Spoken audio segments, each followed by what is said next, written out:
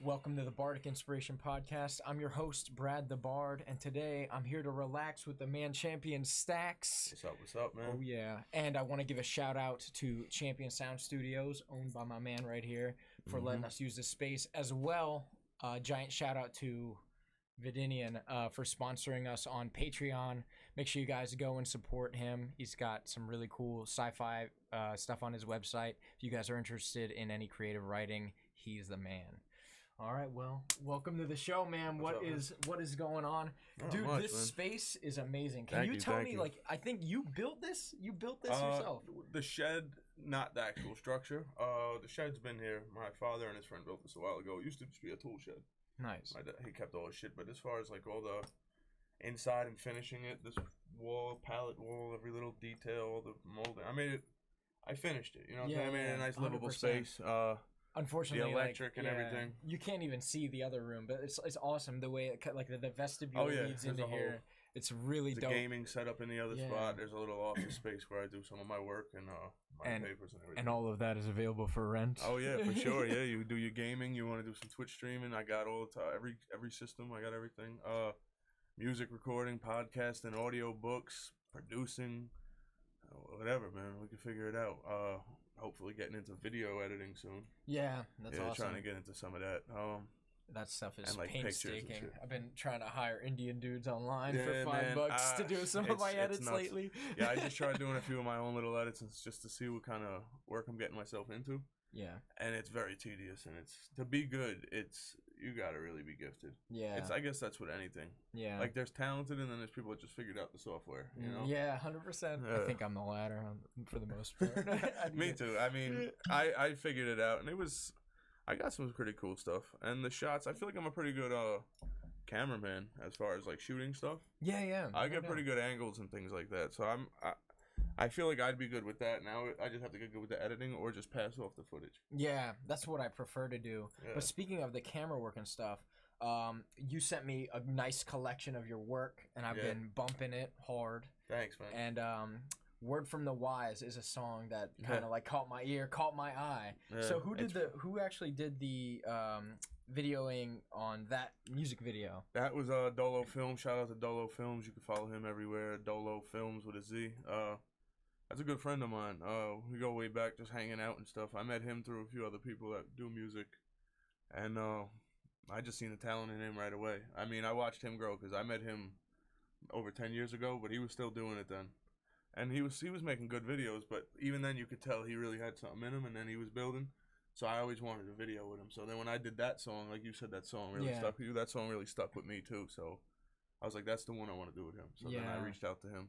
Yeah, that one had a lot of powerful energy. I love like your use of double entendre in that song. Your vocabulary, a word that popped out to me. You said quintessential. Like I was like, oh my goodness. Yeah, I've always been. This man's an English major. I've always had a way with words. That's always been my thing. Even in school when I wrote things, teachers always were impressed with my writing. Yeah, that's awesome. So when it comes to music, it kind of reflects into that. I always just even the music I listen to is very lyrical music. I get very impressed with people with the way they use words and how they can just manipulate words and fucking say crazy things. It's pretty cool. So that's what I get into. Like I don't even in that song, I always said I don't even listen to the beat. It's not essential in that whole quintessential rhyme scheme. I don't really even care about the beat. The beat really pays no mind to me. I mean, I know it's important to the listener. That's why I do it. But if it was up to me, man, I'd go off a little just boom, boom off a lunch table. You know what I'm saying? Like, hell yeah, bro. And let's rock. Like that's all it's about. And the words really are the meaning to me. So when you listen for me, like, and when you said that, I appreciate that. Like, because a lot of people are like, oh, this is dope. I like the beat. It sounds cool. No one ever. It's kind of dope to have someone say your double entendres and this and that, and pull out words. Like that's pretty cool. I like that. Yeah, it was definitely. It seems like it was a really powerful song, and I actually just something resonated with me right when I kind of walked into the studio today. Like I was in the middle of a sentence, and I kind of paused at this picture. You reference your buddy Forge in that song. Yeah, for sure. Do you kind of want to touch on that? Like that obviously was a huge part of that song, which made I think the depth and the gravity of the song so great. Besides the song, he was a huge part of my life. I mean, Forge is a friend that I had from a real young kid, like real young, like talking like a kid. You know what I'm saying? Like he's some of your oldest friends. He's my cousin's best friend. Mm-hmm. And I always spent a lot of time on the weekends as a child, like sleeping over at my cousin's house, my grandparents' house, and hanging out with them. So I was always around Forge. We did all the little kid birthday parties and things together. But me and him always just clicked. And I don't know, I always just see a lot of myself in him. Mm-hmm. You know, like he was a huge influence on just my personality. Yeah, he was a little older than you? Maybe just by like 2 years. Yeah. Or a year. A lot of years. Maybe a year or two. Yeah. But actually no, it was 1 year because his birthday's right around mine. So yeah, it was 1 year. But yeah, man, I don't know. He's just a huge influence in just who I am. Like I noticed a lot of my humor, a lot of like things I listen to, a lot of hip hop. Like I'm a huge hip hop head, and it was because of him. Like I remember riding around with him, and he would have this iPod, and it was just filled with the dopest shit. Like, and he used to put me on to crazy shit and just listen, and he had a really good ear for that. So like, I don't know. I see a lot of myself. Like I see a lot of him in myself. So when I lost him, it was just like devastating because I used to look forward to even hanging out with him. Like you know what I'm saying? Like he was my cousin's friend. I used to go sleep at my cousin's house, but I'd look forward to just chill with him. Like sometimes my cousin would be busy. I'd go to Forge's house alone. Like that was my boy. And then when I was doing music, he was just a real huge fan and a real huge supporter. He bought my first mixtape, like the first time I ever burned a CD. Back in the day, he was the first one to purchase it. And he always rode around playing it. He would tell everybody like, "Yo, this is my boy. He's gonna be huge, bro." Like so it was crazy. Like it was crazy to have someone like that. You know what I'm saying? Man. He was like a real strong supporter. So when I lost him, it was crazy. And to be honest, when I lost him, I noticed I stopped making music a lot more. Huge fall off. Like I'm getting back into it a lot now, but once I lost him, it was kind of like I lost the drive almost to make music, because to be in a sense, like I used to write music thinking like I can't wait for Forge to hear this. You know what I'm saying? Like you know, like I wanted to impress him almost because I knew he listened to the craziest hip hop. He listened to the dopest lyricists, like he listened to Nas and all these crazy lyricists. So, and all the shit on his iPod was straight crazy lyrical. So I'm like, yo, wait, I'm gonna write a verse and Forge's gonna be impressed. Like, so when I lost him, it was like, fuck, man. Like, I don't know. I lost a big drive in music, but I'm getting back into it, and I know he would want me to get into it. So. Yeah. And then that song obviously came after he passed. Oh yeah, so, it was years later. Yeah. So like that song is kind of like. Was that like the first one you wrote after he passed? Actually, yeah, that was the first song I wrote after he passed. When he passed, I was still doing music as far as recycling my old stuff. I was still doing shows, still performing, I was still putting stuff online, but it was stuff that was previously recorded. So I was still like playing the game as if I had stuff and like doing the thing, but you could tell I slowed down a lot. Like even like online presence and things like that, people like noticed that I just really wasn't doing it. And it just the things that I was doing was old. So yeah, it took about maybe 4 years before I even wrote anything new. Wow. I took a huge break from writing, which is big for me because I'm a writer. Yeah. So to not write for that long was tremendous. But then I mean, getting back into it, I didn't miss a beat. You know what I'm saying? I was still killing it. I felt like I actually got a little better. Yeah. Maybe because of the things I was listening to, or I don't know. Yeah. Well, even like for me personally, like it seems like a lot of the times when I'm like writing music, if I have something to say, it's way bigger. So 100%. Now like you had to process a lot of that 100%. Grief and stuff. That probably like a lot of the new stuff. I haven't been song. Releasing anything new. I have a lot of new stuff, but I haven't been releasing it online. I've kind of been selfish. I have a few little things that I'm releasing here and there, little features and things. But like as far as like stuff I've really been working on for like personally, you can tell I've had a lot to say. Like everything has a subject matter to it. Everything is like real deep. Everything is the whole song is like focused on one thing. Like you could really tell. Like and it's kind of like the stuff I like to listen to. So I like to make music that I like to listen to. You know what I'm saying? Yeah, definitely. That makes a lot of sense. And it kind of ties into like your style. Like you're even in the some of the lyrics in that song is like your retro style. Yeah. You know what I mean? Like you definitely have a call to old school kind of like phrasing and like the structure of the songs, which I personally like. I'm not that into like trap music of today, but I really like fuck with old school like 90s shit and like I'm not into the trap music stuff. Like that's not something I would run to, but if it plays I don't ever turn it off. You know what I'm saying? Like whatever. I don't really ever turn off any music, you know what I'm saying? But there is some music that really gets to me and I just don't want to hear it. Yeah. But some of the trap music it's tolerable. but it's not something I'm running to. You know what I'm saying? There's a lot of different genres of music that's tolerable. Even like there's some country songs you could probably play that are tolerable, but like it's not something I'm running to. You know what I'm saying? Like I don't want to hear it on my own time. But like yeah, I don't know, like the trap stuff and everything, that's, if you look through my library of saved music, you won't find any of that. You won't find that. You'll find all of the 90s classics. You'll find all the 90s underground. You'll find new stuff. There's a lot of new artists that are killing it like the 90s, trust me. Yeah. There's actually a handfuls, like libraries full of music that's coming out today, still 2020, still releasing, that's just as good as the 90s, if not, like in my opinion. Like gangster rap style. Like I would say, like if I had to describe yours with like a really specific genre, I would say like gangster rap is definitely like where I would corner like you from the few things I've heard from you. Yeah, I mean, I would say a little when I was younger, I aimed more towards the gangster rap with the harder shit. Now it's a little more conscious. Maybe I could see the street style maybe with the stuff like going on in the streets. I wouldn't personally consider it gangster rap. I can see where you're going with that. I would consider it gangster rap like NWA. Oh yeah. Or like some super hard like MOP, like where it's just like raw and rugged and these motherfuckers that don't give a shit. Like, but I mean, I can see where you're going. It's more like street to me. It's like street poetry, more like a conscious rap. You know what I'm saying? Yeah, definitely. Which I like, but I like the gangster shit too, bro. Trust me, I listen to a lot of that hard shit. There's some motherfuckers right now making some street gangster rap, but no, I'm telling you, there's they're saying if we could get closer to the mics. Yeah, I could even turn it up a bit if you want. Boost it up. Yeah. Oh, we're gonna. Thanks for mentioning that, Shayna. You rock.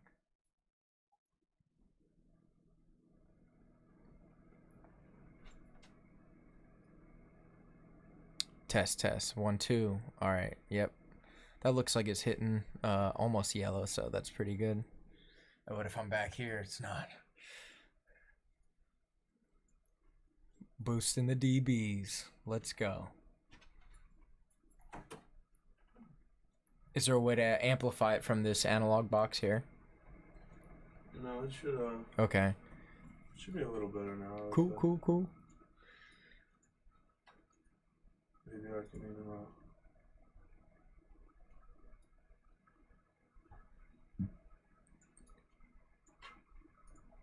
Test. All right, yeah, man. Just right in the yellow. It's like probably. Yeah, I was gonna say that's almost getting into the red zone there. Well, you know what it was? We had the air conditioner on before, so I kind of had it set. Oh yeah. That makes sense. Lower, so you wouldn't hear that, but now we're good. Cool. But yeah, man. Yeah, we're so I guess we were kind of touching on like the genre thing. Yeah, the whole genre stuff. Why don't I ask you like, can you give me some of like your influences for like you're saying kind of like you've evolved your style. So what were like some of your influences then, and what are some of your influences now? That's a good question. Top three. I would say when I was younger, I started making music, recording. I started writing and rapping when I was 9-10 years old with my brother and my cousin. Had verses and hooks and writing over Nas beats and stuff like 8 years old, like.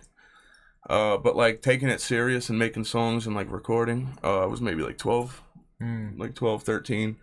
Middle school, I was already burning CDs and hustling them, printing out little squares and stuff. So like that era, I was strictly listening to like Biggie. Styles P was like the only thing I listened to at one point. Styles P Deluxe. To be honest, there was a huge era when I only listened to Styles P. I wouldn't let anything get into my ears unless it was Styles P. Like, I'm not even joking. Like, I would damn near get into fights. Tolerant. I used to walk around with, this was the era of mixtapes, so I used to walk around with Styles P mixtapes in my pocket. I'd get into complete strangers' cars. Like, people would pick us up, like my friends' friends or whatever. I would just reach over and take the CD right out of their shit and throw in a Styles. They'd look at me like, who is this guy? And that was really it. Like, and because I felt like it was really honing my skill, and I felt like he was the only person I really wanted to listen to or even be like, and it was just a huge inspiration.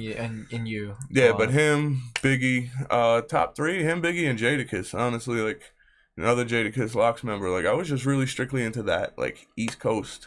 I mean, Nas was always like a huge influence for me, but like top three as far as music, like Jadakiss, Biggie, Styles P, maybe a little Nas, and then like right now. Right now, when I write, like, not that I try to mimic anyone, but like, who really inspires my writing right now, I would definitely say Jay-Z. Jay-Z's a huge inspiration on my writing because as I got older, like I always knew Jay-Z was the man growing up, like Jay-Z, yeah, Jay-Z. But as I got older, I really started to open up my ears and listen to what he was saying and the way he rapped. Like that guy he's a legend. Like the way he raps is different.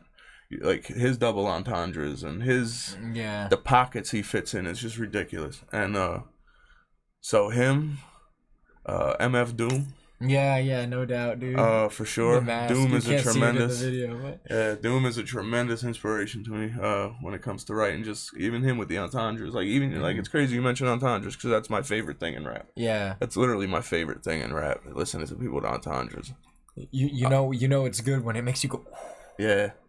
And another dude, catch you off guard. Your old Droog. I don't know if you've heard of him. He's underground dude. I haven't.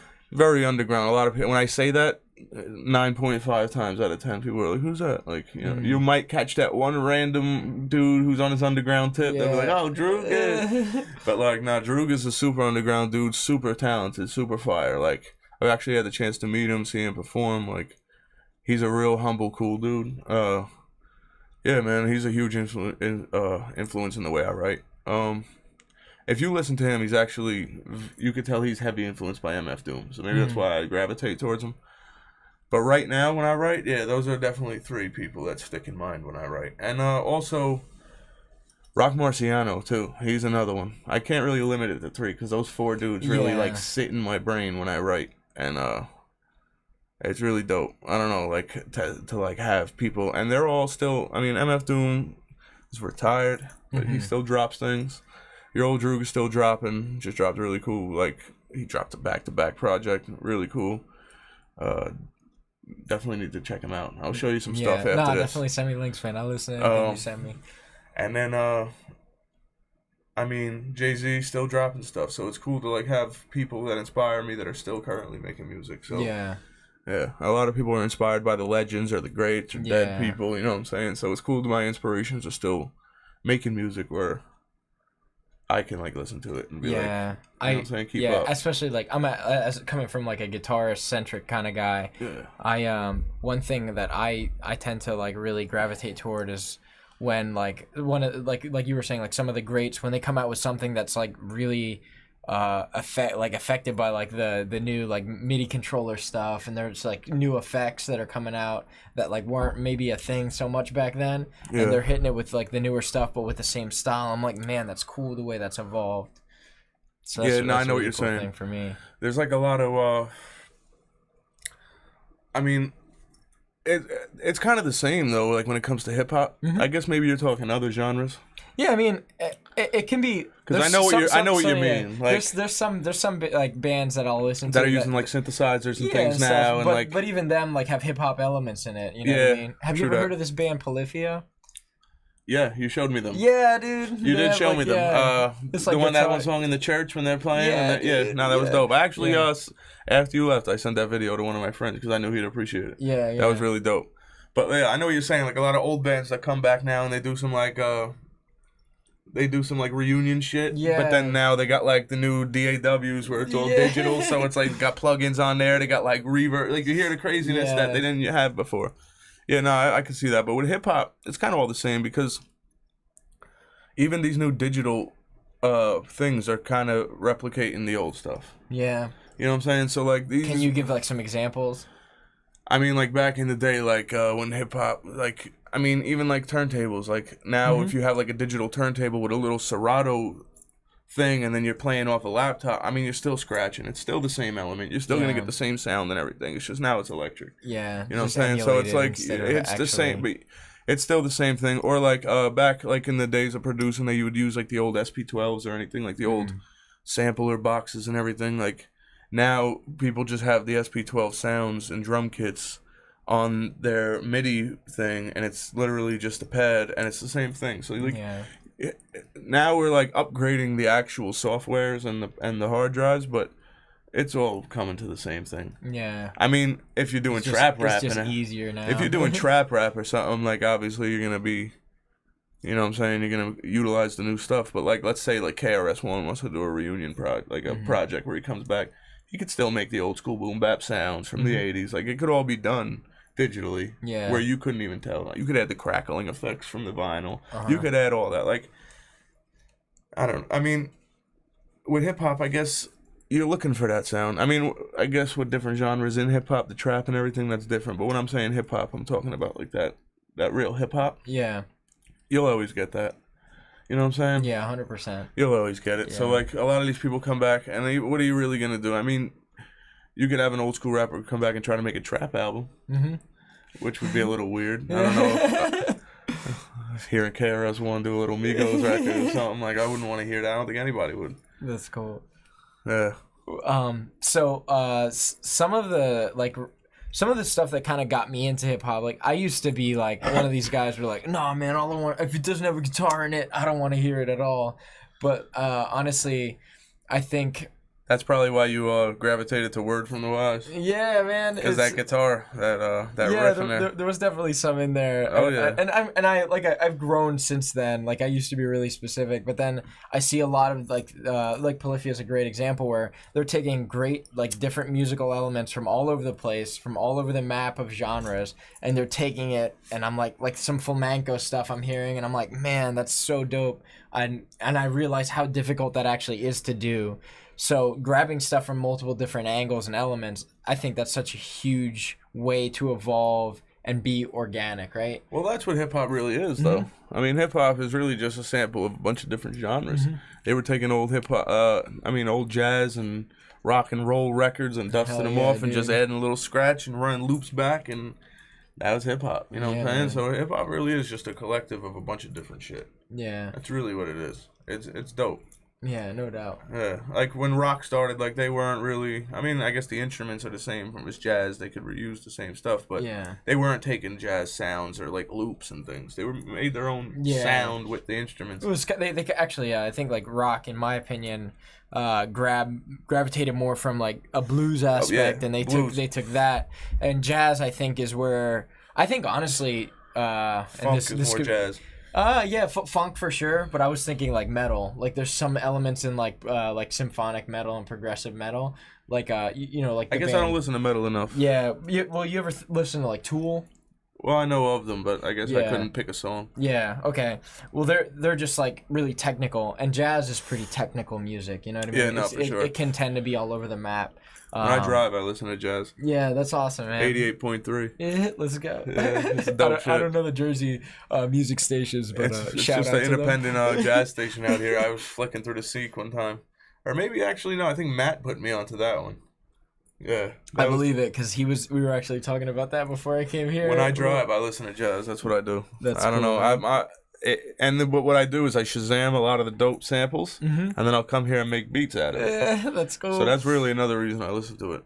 That's really cool. So can you take me through like your writing process? Like what do you do first? Like do you say, oh man, that was a cool sample, I'm gonna lay that down, and then from there I really want to hit it with this, that, or the other thing as far as like what the song's about lyrically? What I do is I'll find whatever beat, if someone throws me a beat or if I find a beat, I'll get the beat, let it run, I'll listen to it on loop 20, 30 times, you know what I'm saying? Get it stuck in my head. Sit here, roll up, smoke, hang out, chill. Let the beat just run on repeat for like an hour or two. And just let the beat get stuck in my head to where it's like annoying me, you know what I'm saying? Yeah. And then not even thinking about writing, not even coming up with any bars at all during that time. Just hanging out, doing what I would normally do. Maybe cleaning up the studio. Just letting the beat play in the background. Then when I get into the zone, after a while, I'll think, all right, what am I about to write about? Maybe I'll have something specific. Sometimes I'll just let my brain roll, and then I'll come up with a topic as I'm writing. I'll write 1 or 2 bars that just randomly come out to me. You know what I'm saying? I'll start to freestyle a bar, be like, oh, that was hard.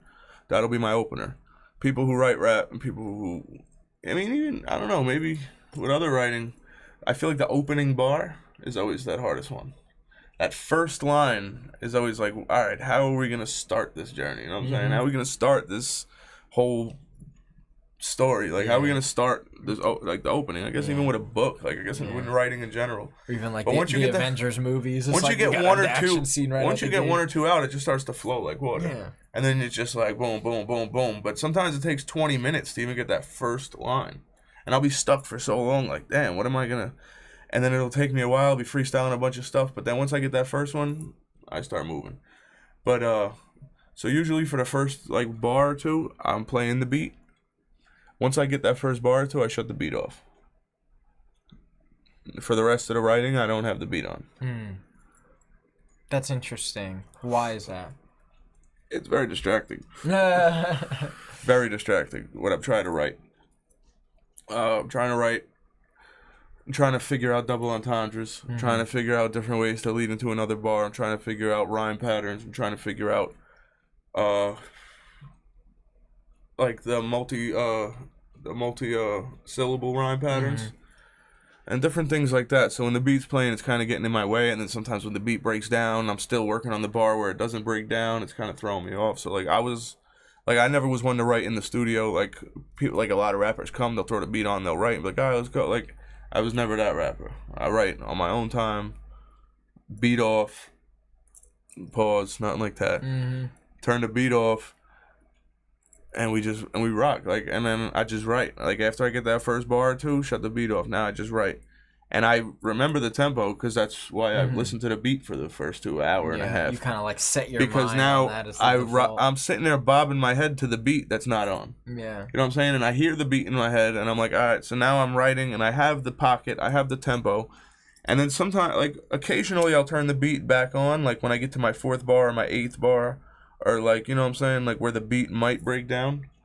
So then I'll know, like, all right, where the beat breaks, or if a little pocket or a drum pocket hits, I know to, like, write. All right, so right here I need to write like this so it fits this pocket. You know what I'm saying? Like, certain things like that. But then I'll just shut the beat right back off and get right to it. And that's just always been my way, even since I was younger. Like, I don't like to write with the beat on. Even my brother, when we used to make music, we always used to write, and he would always go in the other room because distraction or the beat, because my cousin would be playing the beat over and over, and my brother would be like, I can't listen to this no more. He'd go in the other room. So that's just always been my style. And then what I do after that is I'll record what I just wrote, rough draft. Not really worried about the inflections, not really worried about if I stumble a little bit, I'm not even worried about it. Like I just get a rough draft out with all the lyrics, like loud and clear. Sometimes I even spit it a little more clear than I might do on the actual track, you know what I'm saying? Just to inflict it a little more, just so I could hear it.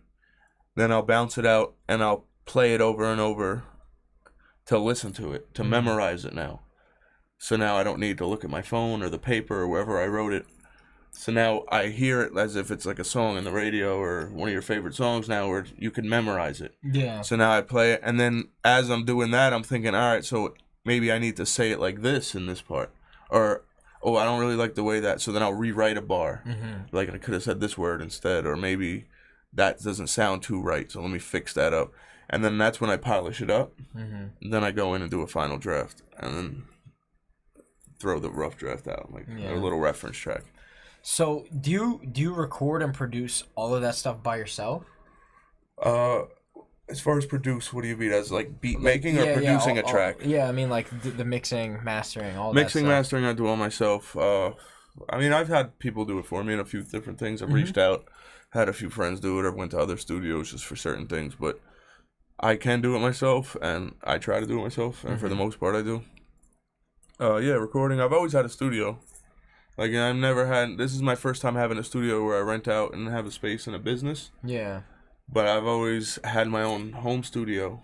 Always, like, ever since a kid. Like, once I started making music, my first priority was build a studio. You need a space for this. I was like, once I heard, like, I don't know, like, that I could just, like, figure it all out. Like, once I heard other people were doing it, and, like, I seen other people, like, my age, at that young of an age, figuring, like, Sony Acid Pro was big at that time. Or like Audacity, things like that. So like I got into that early and figured that all out. Then I got myself a microphone and the M box, the computer. Well, first we recorded right off the laptop. We had a MacBook and it came with that little microphone. Oh yeah. Right on the next to the webcam, and we would record right into that, and that's how we were doing it. But then, right away we fixed that. We got a microphone. We were doing it, and then we built a studio up in my brother's room, and then we were doing that. Then I built a studio in my garage, and we were just moving it around. But I always had one. Then I built one in Matt's old house. Yeah. So, like, I always had one, like, around or accessible. So, and I always knew how to work. And Pro Tools was one of the first things I learned. Yeah. So, I got on Pro Tools when I was, like, 15. So, I learned that quick. So, yeah, I always recorded my own stuff. Yeah, I don't know. I've had fun with, like, other people, let other people record it. But not because I needed them to. Because I just wanted to. And I wanted to have a collaboration effort. Yeah. And work with other people and see how they work and get a different sound maybe. But yeah. Yeah, I can definitely resonate with that. I find that I can write. I'm capable of writing music by myself and even like collectively getting all the ideas on paper. But I'm like, man, I'm not a drummer, so I don't like that I'm putting these basic drums here. You know, I wish I could have someone who's drum minded give their interpretation of what this song means to them and make that like the final product. I feel like maybe that's like my band brain, because there's some like acoustic guitar songs that I've written where it's like, oh, this is how it goes. It's just me and the acoustic guitar and singing. You know, I'm singing and that's it. But yeah, a lot of the more bigger songs that require bigger things. If you're not collaborating, you're. I feel like some people are gifted for sure, but yeah, no, I've always wanted to collaborate. That's my thing. Like, I mean, most people always say like, "Yo, we need more solo songs. I want to hear more stuff with just you," like that. Because if you look at my projects, almost every song is a feature. Or I have 2 people on it or something like. Or if it is a solo song, it might be a beat from someone I know. Like, it's always a collaborative effort. Like, but that's what I want to do. You know what I'm saying? Like, that's what I'm looking to do. It's more fun, man. Yeah, I mean, I have been working more alone. Well, mostly because of this quarantine. And also because it's been a little more personal this time around. Yeah. But I still want to work with other people, and I still like to, and I still get the beats, and I still get the engineering from other people, just because one day I might be recording a song, and I know someone who knows how to work Pro Tools, so I'll hit them up and be like, yo, what are you doing? You want to come record me? Not because I need them. Yeah. But just because it's fun. It's They'll good put to, their flavor on that. Yeah, sometimes it's good to have someone else come around and give their opinion or be like, yo, we should drop the beat right here. Like, because they engineer too, so they have different, like you said, they had their flavor to it. Yeah. So it's like cool sometimes to just have that collaborative effort. And then when you listen to it and you hear the different things that you wouldn't have done or didn't think of to do. Yeah.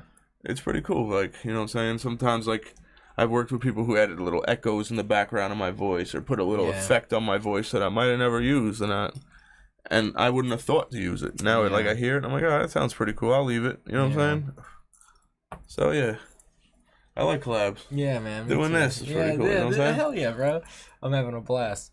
I actually want to sure thing. Send it out, the links in my bio. Let me put that up real quick. Yeah, sure thing. Get some more people in here. If you're watching, tell everybody you know to Champion Stax Instagram. The link's in my bio.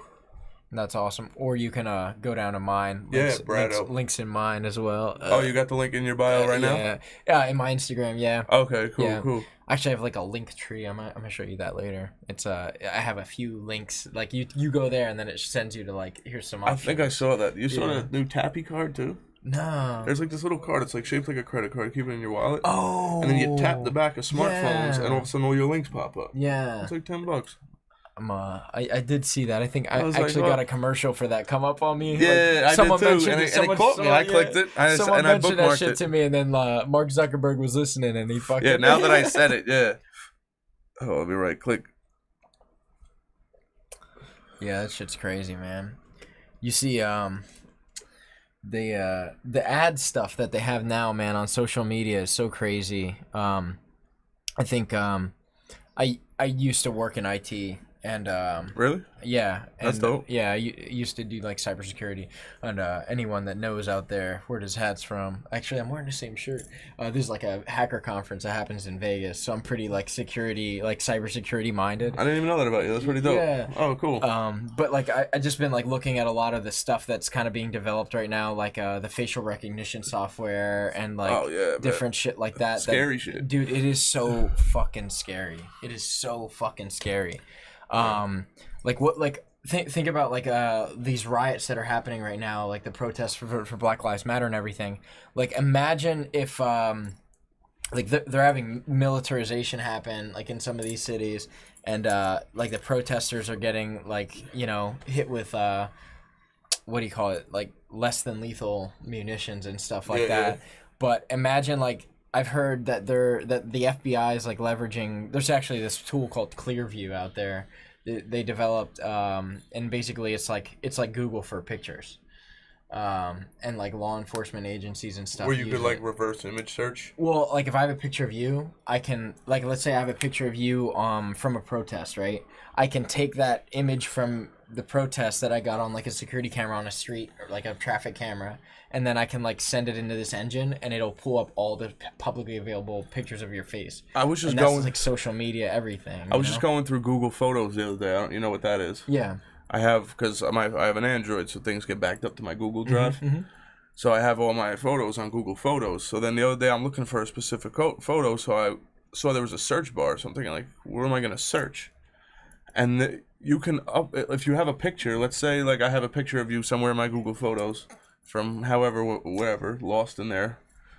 I can go to your Instagram, screenshot a picture of your face, upload that into the search bar, and it'll find the picture I'm looking for of you from however many years ago. That's crazy. Like I can search by face. I didn't even know that. All right, on my phone. I was just the other day. I'm looking. I said, "What the hell?"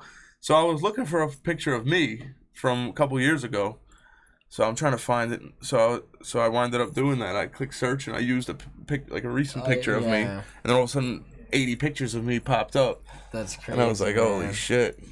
Yeah, it's scary, man. That's like a feature on your phone now. Yeah, right. And it's crazy because you think no one wants to admit it, but like Google, Facebook, Amazon, they all have like these web crawlers and cookies that crawl all over your browser on your phone and on your stuff, and it stays integrated with any platform that's touched that account. So that's how they know how to advertise this stuff so easily. What no one's fucking talking about is like, why when I talk about something do I see ads about it? And that's all these microphone fucking permissions, man. Yeah, like, no, for sure. They're fucking listening, man. It's and if you deny the permission, then you just can't have it. Yeah, you can't use the app. Like it's not like you could just be like, nah, I don't want to use this feature, but I'll still use everything else. Yeah. Like, well, there are some apps that are like good with that. Like Discord's one where like I can use the app, but I never let it touch my mic or my video or photos. Okay, that's cool. Yeah. Yeah, I've seen just as an example. Most apps like it'll say like allow whatever, and then I hit deny, and then all of a sudden the app just don't work. Yeah. And I'm like, okay. Instagram. Yeah, it kicks you right off. Fuck you, Mark Zuckerberg. Yeah, dude, it's crazy. It's that nuts. Shit is crazy. And then even if you delete your cookies and all that, it only deletes it on your end. Yeah, exactly. So like once it's there, once you put it in, you put it in. Yeah, all that data that they have collected still does exist. Yeah, on their end, it's permanent. Mm-hmm. They're not deleting those cookies anytime soon. Yeah, they keep all that data so they can keep advertising you. Like they build a profile of you, and you know they learn about you. Yeah. That's like the big thing with AI right now. Like people think AI, like, oh, they're making Terminators. It's like, nah, man. You know what's pretty cool mind control shit because they know what you like. You know what's pretty cool though, to think that there's still a handful of people on this planet that aren't caught up in that. Yeah. Indigenous people off the grid. Hell yeah. Dude. People that are just old, that live in such stranded places that never got with the times. Mm-hmm. You know what I'm saying? That still don't even never even got a flip phone, let alone a smartphone. You know what I'm saying? That they just aren't. They aren't tracked. Mm-hmm. Because they're living in some house. They never got internet. They never got nothing. They're still just chilling off the grid. Bro. Like, and it's cool that there's still some people, or even indigenous people. Yeah. Like, I was even saying, like, during this whole quarantine, like, there's probably some people out here that have no idea that this is going on. Yeah. Oh, 100%. They have zero clue. They're just waking up and doing what they always do. Their world's just a lot smaller, man. They wake up and they're just doing what they always do. There's some village somewhere in some country that has no idea there's even a coronavirus or anything. For sure. Bolivia, they're just like, man, I just don't want to get bit by these bullet ants. They're just waking up and doing what they always do. Fishing. To them, it's just fucking June, like. For real, bro. Yeah, it's crazy. It's crazy to think about that, man. So what do you think about like the protests and stuff going on right now? Like what? Like they're trying to defund the police. This coronavirus like fucking ruined the economy. Like the current events are quite interesting. So just curious on your take on what's is the world coming to an end? Champion Stax. What's gonna happen? Me personally, I try at all costs to avoid any type of news, politics, anything like that. Mm-hmm. I mean, but it's very hard having a social media. But yeah, no doubt. As far as the protests, I mean, I do feel they are necessary. It's getting crazy. I think it could have been slowly taken care of years ago when it was happening and they were doing the protests years ago, when the Black Lives Matter first started. There should have been some type of change, you know what I'm saying? And there hasn't been. Then more things have happened. People weren't prosecuted. People weren't charged. Nothing changed. Protest happened. Nothing changed. It was just a repeat. Mm-hmm. So, I mean, eventually you're going to get what you get. I mean, in my mind, I look at it this way. America, all countries, not even just America, they fight for what they want. Yeah. You know what I'm saying? Our leaders, our people that influence us, people that we were supposed to look up to. Mm-hmm. You know what I'm saying? They fight for what they want. When they want something, they invade a country, they riot, they loot, they shoot, they kill, they take, they steal. That's how this country was built. That's how this economy was built. That's how every state, everything was built. By taking, killing, rioting, and looting. You know what I'm saying? That's what our leaders have done. I mean, so you kind of set an example. You take what you want. Like, I don't know. That's just how I see it. Like, what is war? You know what I'm saying? You can't look at people and call them some type of way and then turn around and go to war with Syria. This is how I look at it. I don't know. Right now, people that feel some type of way are at war. Mm-hmm. You know what I'm saying? They just happen to be at war with the country they live in. Yeah. And, but the country that they live in has been doing them wrong, and the justice system has been obviously failing them. I mean, you can't sit here and say that it's not. If you do, there's something wrong with your head. No doubt. You kind of just have something up your ass where you don't want to admit it. But it's so obvious. It's right there in plain black and white. I mean, it's not even something I have to explain. Mm-hmm. Like, if you don't see it, then that's just sad for you. Yeah, that's just it's just sad that you can't see it. I shouldn't have to sit here and get into detail. But I mean, in my mind, they're just at war, and they're person they're at war with is the country they live in, and I could see it, and I don't see anything wrong with it. I mean, there are certain things like the certain looting, certain craziness, and the certain destruction. Yeah, like I can definitely say the thing that was craziest to me, like I saw, it wasn't even an article, it was just a video of this guy talking about how like he was a small business owner and they like looted and rioted on his shit. I it's can like, see bro, people, like, there are people taking advantage.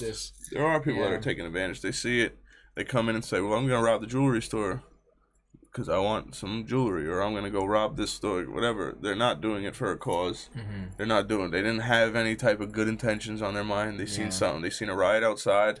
They came outside to steal. Yeah. There are people that are rioting and burning and doing all that stuff for a good cause. Their intentions were to make a statement. Their intentions were to get news coverage. Their intentions were to get a bigger eye on this. If we got to burn down this one building to get every news station right here to hear the message that we have to spread, then fuck it, a building's got to go. Some people have that intention. Some people's intentions are, everyone's outside, I need some new Gucci shit. Yeah. I'm about to go break into that Gucci store.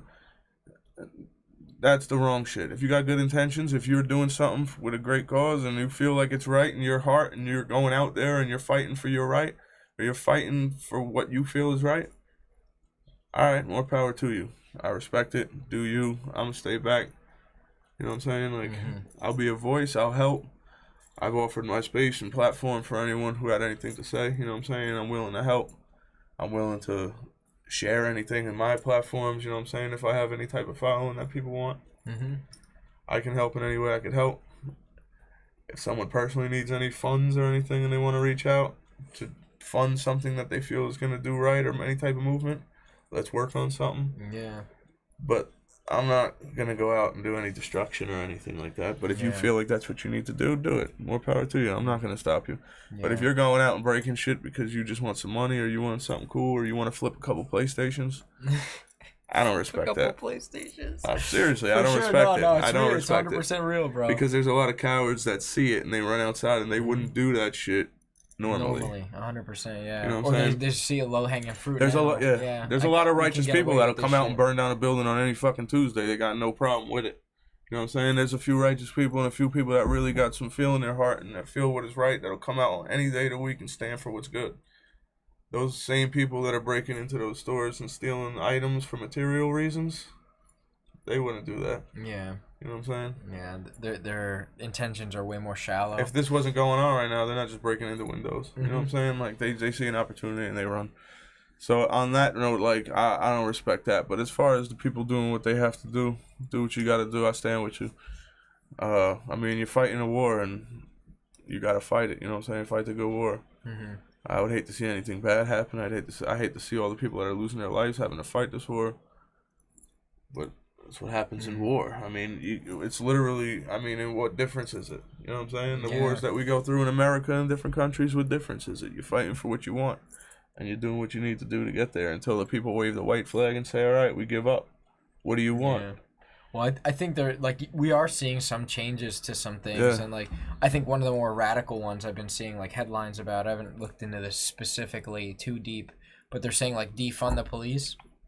That one's concerning to me because it's like, all right, like, I understand what these are. We do need police. We don't need crooked police, and the way that the police is running right now is fucked up. But in a way, we do need police. Imagine this country without police. Dude, think about how much domestic. Think about how much domestic violence has happened since this COVID-19. It'd be a constant purge movie. If there was no police, half of us would be dead. Wouldn't be a good look. It wouldn't. People would just be running. I wouldn't even be able to have the studio if there was no police. You know, people were kicking my door already with a machine gun and put me on the ground.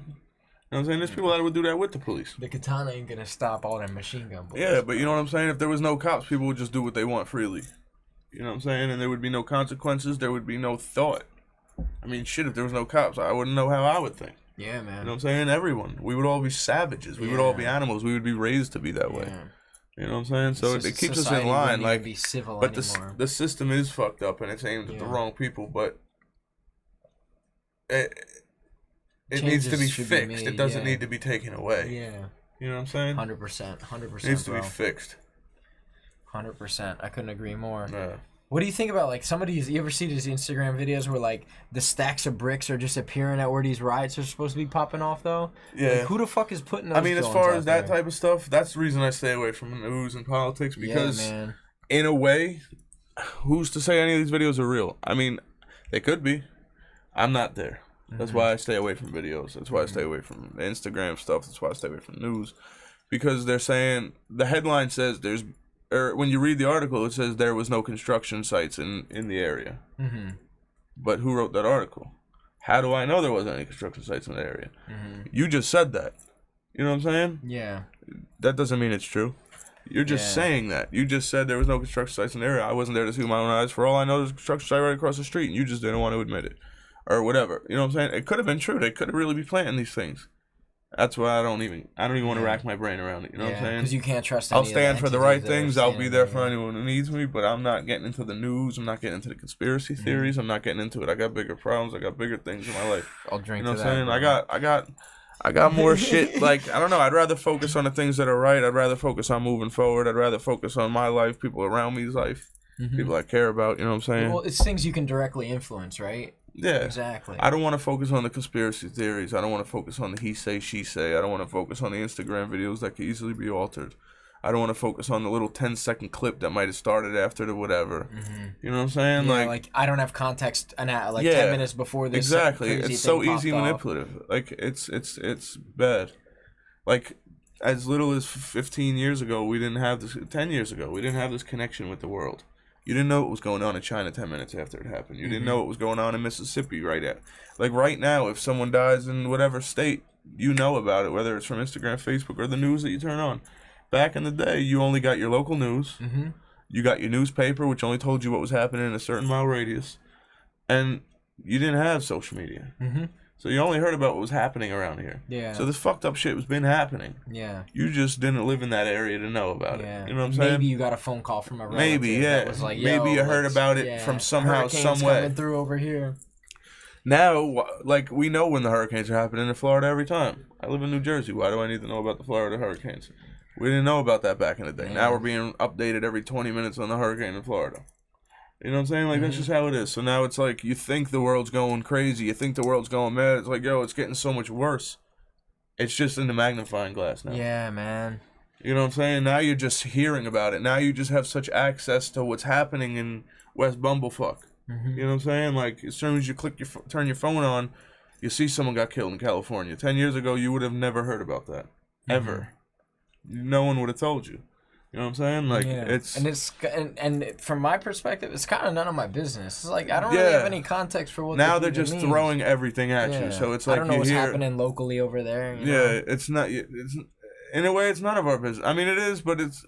Things that need to be changed are our business, so I get it. Certain things should be broadcast, but I don't need to hear that some guy got hit by a car in West Virginia when I turn on New Jersey news. You know what I'm saying? Like, it's stupid. I turn on Channel 7 and I'm hearing about this state, that state, this state. And it's like, now I'm like, holy shit, the world's going crazy. You know what I'm saying? And now I'm what panicking. Does this have to do with me? And I'm panicking and everyone's freaking out and they're thinking, what the type of world are we growing up in? I can't raise my kids in this shit. You know what I'm saying? We've always been here. No doubt. You just got to protect yourself and keep yourself. That's why I don't watch the news. I don't know. I keep myself old school. You know what I'm saying? I don't even... When I see certain shit on Instagram, when I see people share like certain news things, keep it 100. I unfollow you, or maybe, or I'm 100%. Keep it real, baby. I either unfollow you or I'll like mute your post because I don't even want to see it. Like, I don't even want that stuff being certain things when certain shit happens, and people are sharing it so much, and my news feed is getting flooded with it. I'll mute you for a while. Or if like that's all you ever talk about, certain people are just constantly talking about politics and this and that, and every time I go on. Just unfollow you. Like, not that I don't want to be friends with you, but I don't need to have this all in my face. Yeah. You know what I'm saying? I don't want to see it. You know what I'm saying? It just fucks up. It's too toxic, man. It fucks up your whole... 100%. It fucks your energy up. Like, I don't want to have to wake up in the morning and see people dying on my Instagram. Yeah. That's such a mature stance to take on a lot of these things. Like, a lot of people will say, like, oh, but you got to make a decision, this, that, the other thing. It's like, man, like, how can I make an informed decision when I'm not from West Virginia? I can't say, you know what I mean? I just don't want to start my day with that kind of energy. I'm not trying to sit on the toilet at 9 a.m. scrolling through and seeing some guy get shot in his head. Yeah. You know what I'm saying? Like, I'm trying to start positive and you know what I'm saying? What am I going to do today? How am I going to get to this bag? How am I going to, you know what I'm saying, progress? How am I gonna like move forward? I'm not trying to sit here and dwell and be like, holy shit, bro, and then leave and start my day depressed. Yeah, fuck that. Yeah, no, I don't focus on it. Certain subjects I'll focus on, I'll listen, I'll do my own research. I don't get spoon-fed information. I try not to get spoon-fed anything. I don't click the link that someone else shared. I'll see the headline and then I'll go search that headline and find a different article that wasn't shared by that person. You know what I'm saying? Reiterate what they're saying 100%. And try to like so, that clickbait, man. That clickbait is dangerous as fuck. I don't do it. When I see someone share an article, I don't click the one that they shared. I Google it and I find it. You know what I'm saying? I see how many other people have made that same article because it's crazy. It's psychological warfare too. It is, you know what I mean? It like fucks you up. You ever been scrolling through like YouTube? Like, man, I'm like looking for a video, and the one that pops out is like, oh, top 10 craziest shit. They know what they're doing. Dude, that's psychological warfare, man. That clickbait is real, man. They know what's gonna make you like say. Was that 3 minutes? All right, it's worth. I can spend 3 minutes wondering if this is any good. I used to do it. Don't get me wrong. And even like as a kid, I remember. Do you remember like Rotten.com? Yeah. Oh, dude, of course. Things like that. Like I remember as a kid doing shit like that. But like I can't do that shit no more. Like I don't even want to see it. I don't even want to let that energy into my life. You know what I'm saying? It's chaos, man. It's bad. It's bad. I don't know. How do you feel about it, dude? Honestly, this is where I think, man. I think everyone needs to be more responsible. Like the whole like the police like have terrible training. Police need to be trained more. Period. Like I do Brazilian jiu-jitsu, bro. Yeah. The fact that I can like, if I can out juke you and out like maneuver you as a police officer, man. Like I've only been training for a couple years, man. Like police should be trained for sure for so many like different like violent situations And like the gun should not be the first option. It's basically what I'm like bouncing around saying this. I don't mean to cut you off, but I always had a feeling that to be a cop, I think you should have to go to school. There should be like a 4-year. You should have to go to college. Yeah. You should literally have to go to college. You have to go through classes, and there's physical classes. There's way more, man. There's mental training classes. There's law. Like cops aren't even required to go to law school. Yeah. So when they pull you over, they don't know the law. They know the law as much as me and you know the law. You know what I'm saying? They're not taught law in police academy. Yeah. You know what I'm saying? So, like, when they pull you over, they only know as much as this guy and that guy told you. Yeah. You know what I'm saying? They're like, oh, you got to do this and that. How do you know? Yeah, because your buddies told you? Because you're not a lawyer. So, when they're pulling over lawyers, you see the videos online where the lawyers get right over on them.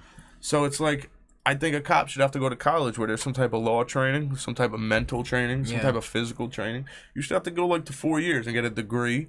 And then you become a police officer. It shouldn't be as easy as just going to a police academy and passing a test. Yeah, and honestly, like the fact that like I'm seeing a lot of like out of shape cops. Like if you can't chase me down and you need to resort to your weapon, bro, that's a problem. Yeah, bro. Like that's just my opinion. Like and at the same time, like I think some people that are like running for like local office, like local government is so big, man. And these people that are coming to these what do you call it, like the legislative meetings where they're actually having like city hall meetings is what I meant to say.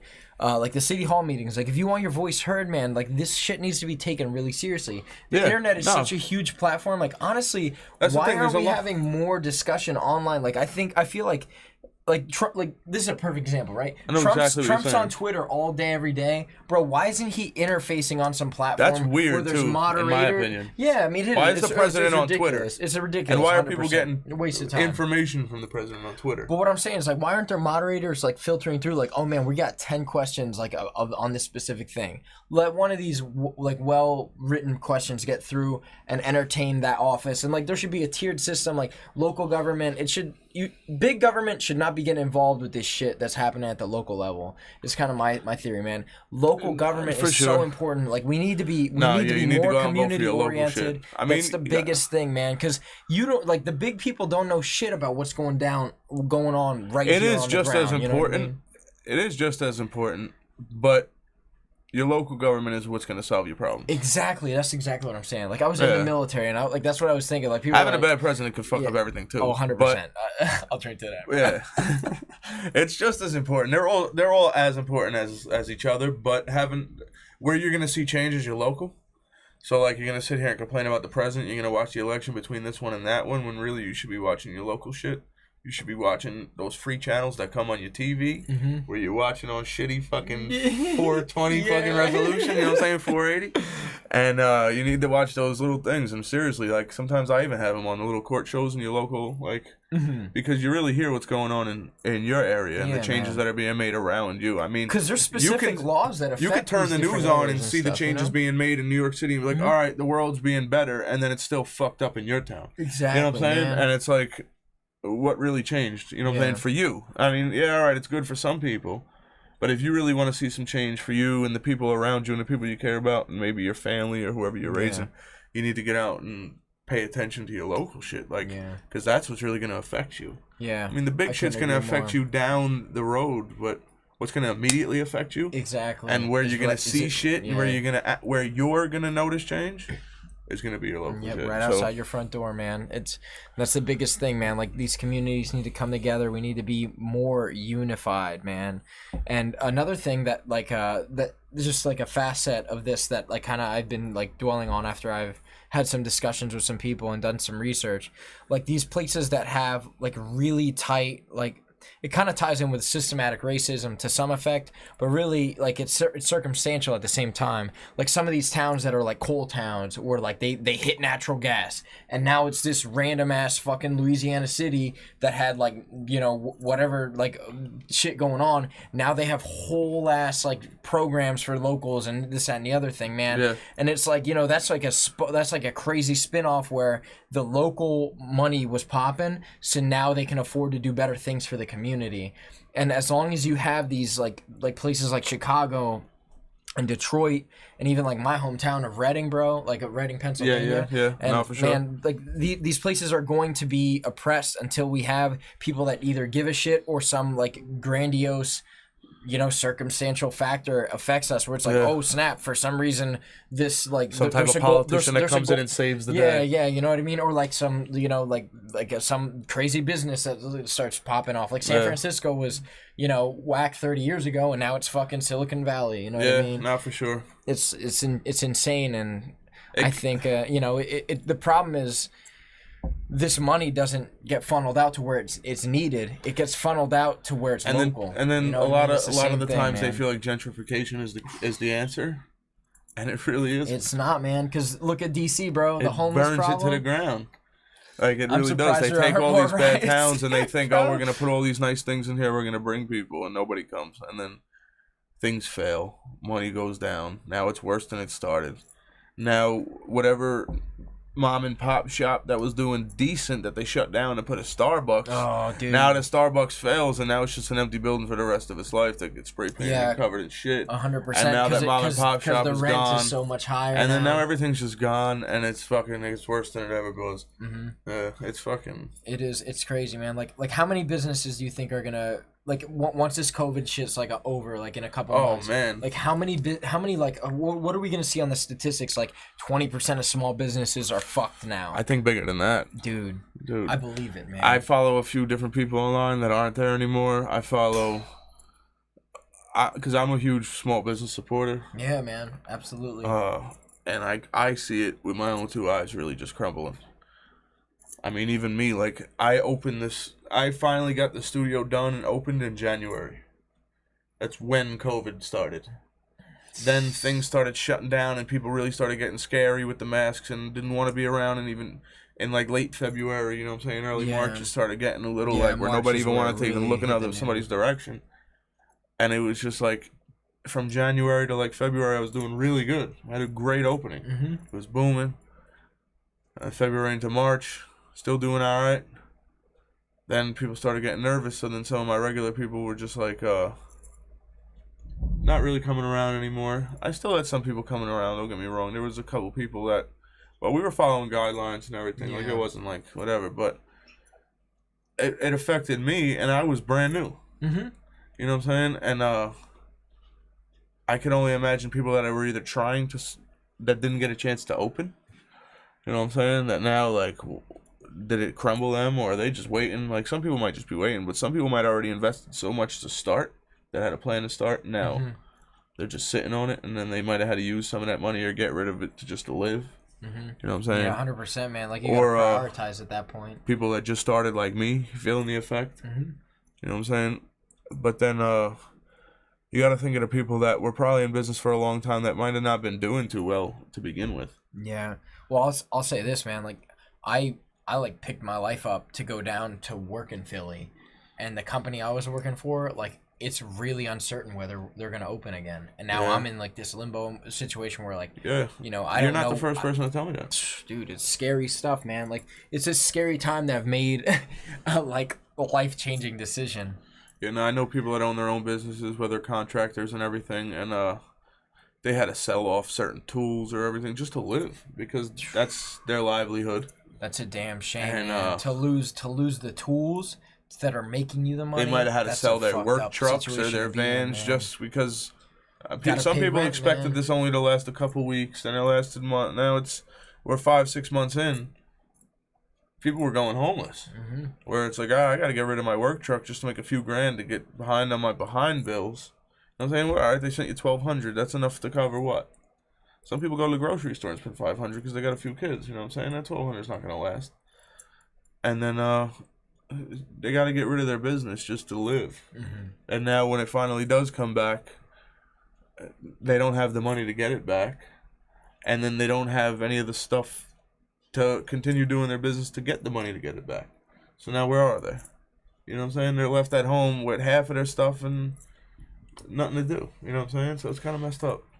No doubt. I don't know. I feel like that's really what that really is what affects it. Like that's what kind of messes me up the most to think about. Those type of people. people that are really struggling that can't collect unemployment because they're self-employed. Dude. So like that extra 600 people are sitting there loving it and spending all this money and enjoying it. Like there's some people that really can't, and they haven't seen a dollar of that. You know what I'm saying? Or maybe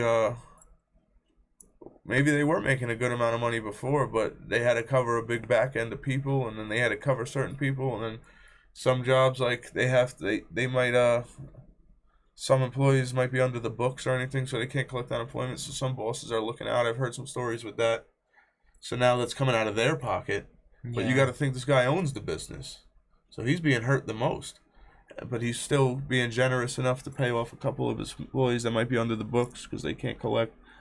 So it's just like, it's crazy how much people are being affected right now. And it's going all the way down the chain. And then the economy, because of it, because no one has any money. And no one's spending any money. And dude, shit is seized up. It's a good time to get in the market. So then because of that, bigger businesses are failing because the smaller businesses that are usually buying from the bigger businesses, none of that's happening. Nothing's happening. And then you go into certain stores like Walmart and shit, and they're not, I mean, not that you need it, but they're not re-ing up on certain things. Like I went into the TV department, and I noticed they didn't have any TVs at all. And I just like noticed that, and then a couple weeks later I went back, and then I just looked and I noticed they still didn't have them. And then I heard, because they're not wasting truck space on things like that. Because they need the cleaning supplies, they need the food, the certain things that people need, that they're not even wasting truck space on TVs and electronics and things like that. Yeah. So, like, I mean, now no one's buying that. So think of the dent. I mean, Walmart, all right, they make billions of dollars. People say, oh, that big company, they're getting affected. And then, like, you could say all you want. The big companies, they don't get hurt. But, like, imagine your life if you didn't have that. And then the mom and pop shops are gone, too. So now you got nothing. Now where are you going to go? You got nothing. You know what I'm saying? Like, people are... And if it keeps... It's going on a lot longer than people expected. And it doesn't look like it's slowing up. Yo, well, it looks like, all right, like, people are trying shit out. Yeah, like every place is doing like the outdoor or takeout shit. It doesn't, and bro. Those businesses, like those waitresses aren't getting paid. Like that doesn't show me that it's slowing up though. That shows me that you're just trying some shit out, and it's gonna fall smash back in your face. Because I mean, no one ever said we were good. Yeah. They just said do what you want, and people are doing what they want. So, I mean, who knows, man? I mean, it's craziness. Well, didn't they have, like, a curfew in New Jersey, bro? It was recommended. It wasn't real. Okay. I was going to say, bro. Because I have certain things that I need to do, and then, like, I go out, and then I work in the studio all day, so then I usually only get to run certain errands and run out, like, after 8 p.m. Yeah. So, like, when they said you can't go out after 8, I mean, I had things I had to do. Yeah. So I was going out and nobody bothered me. But then I also spoke to a few people that have friends that are in law enforcement and things, and they said it's recommended. It's not enforced. Yeah. It's just a recommended curfew. Please don't go out after 8. We like, you know what I'm saying? Like, it would help if you didn't. And then, you know what I'm saying? But no one can stop you. I mean, this is America. Yeah. If you got somewhere to go at 8:30, who's to tell you can't? Yeah. I mean, unless they impose martial law or something like that. But if they don't, then I get to go. You know what I'm saying? That's just how it is. Yeah. I'm a citizen here. Yeah. You know what I'm saying? If I gotta go somewhere and it's 9 o'clock at night and you told me that I should stay in at before 8, then or after 8, I mean, there's nothing you can do about it. And it's true, man. Like I have There's a lot friends, of bluff. Yeah, I have friends that like on both sides of the spectrum, man. And honestly, like what it comes down to is like no one wants that martial law shit to happen, man. No one wants it to, yeah. That's why you should follow. Yeah, man. And it's just like and like you said, like the curfew's a recommendation, man. Like the law in general, in my opinion, it's a best practice. This is the shit you should do most of the time. These 2 yellow lines you should stay in. If there's a deer there, break the law. Get the fuck around the deer. You exactly. know what I mean? Perfect analogy. Yeah. Perfect analogy. Double yellow lines on the highway. Go ahead, do what you want. Practice. Go around it. That's your job. You know what I'm saying? You're going to crash in. But exactly. Yeah. Perfect. No one's stopping you from going over those yellow lines. You can do whatever the hell you want. Yeah. And if a cop sees it, he's going to understand. You know what I mean? He's not going to fucking give you a ticket. Yeah. It's just recommendation. Yeah, man. If you got to go around it for a certain reason, you got to go around it. Yeah. Yeah. You listen to stand-up, you said? Oh yeah, for You know sure. who Gastor Almonte is? No. No, let's show you him later. There's like hilarious. I'm not like an avid fan of stand up Yeah. where I could just know everybody you name, but I Yeah. do listen to stand up. Like certain, Yeah. listen to a lot of old He's pretty stand up. good. Like He's before, a New York guy. when you walked in, you heard me. Yeah. I was dude, listening it's to the good old stuff. Bill Cosby on the vinyl. Yeah, man, shit was fucking. I never listened to comedy on vinyl before. Really? I didn't even know that was a thing, bro. Seriously? For real. That was a huge thing. Yeah, dude, comedy records. I have a lot of them. That shit blew me away, man. I have every Cosby record. Yeah. I mean, regardless of what happened, Cosby is my favorite comedian. Yeah. Yeah. He's just classic. I mean, obviously, this comedy has been more polished since then, and the writing has been. Yeah. It goes with anything. I mean, Do you feel like comedy affects your writing at all? Like you can obviously be a fan of writing lyrics and then can be affected by poetry, like literature, and then comedy. Obviously, comedians have an amazing way of telling stories. I think better than almost any other artist. I never really looked at it like that, but I guess I don't know. I don't. Now that I think about it, I would say no. Mm-hmm. I don't think that any of my songs are influenced by comedy or any of the writing style or anything like that. I don't know, but that is a good question. I could see how that could be a thing because of the way that comedians build it up, Yeah. and then come back to certain things, and then there are some type of songs and shit in hip hop that I could see that are influenced by the same type of writing style, but not me. No. Yeah. Interesting. That's fucking dope, man. I don't know. I never really thought like what my writing compares to or anything. I kind of just write. Yeah. I don't know. I kind of just like to see where the words take me. Mm-hmm. You know what I'm saying? And play with them. And but I always like to stay on topic. Yeah, no doubt. So I don't know if that's not really. I mean, comedy does the same thing. A lot of people go off on different tangents, but I don't know. I like to stay on one topic. I don't like to go off on a tangent, even my music. Yeah. But I don't know. Yeah, I just like to. I just enjoy listening to comedy. Even with movies, I don't really I don't watch action films. I don't watch dramas. I don't watch things like that. Like I don't watch horror. I strictly watch comedies. Yeah. Yeah. I don't know. Like Pineapple Express. like when I your watch peripheral movies, like my favorites? girl tries to put me onto some horror movies or like drama movies, or like even my brother tries to put me onto some action movies. I'm the type of person where like even music, I'm a nitpicker. Yeah. Like I go to the movie theater and I'm the guy that says that would never happen. Yeah. You know what I'm saying? Like, what the fuck? Like I see some guy come in and like a bunch of crazy shit happens and he backs to him and he just kicks 19 people.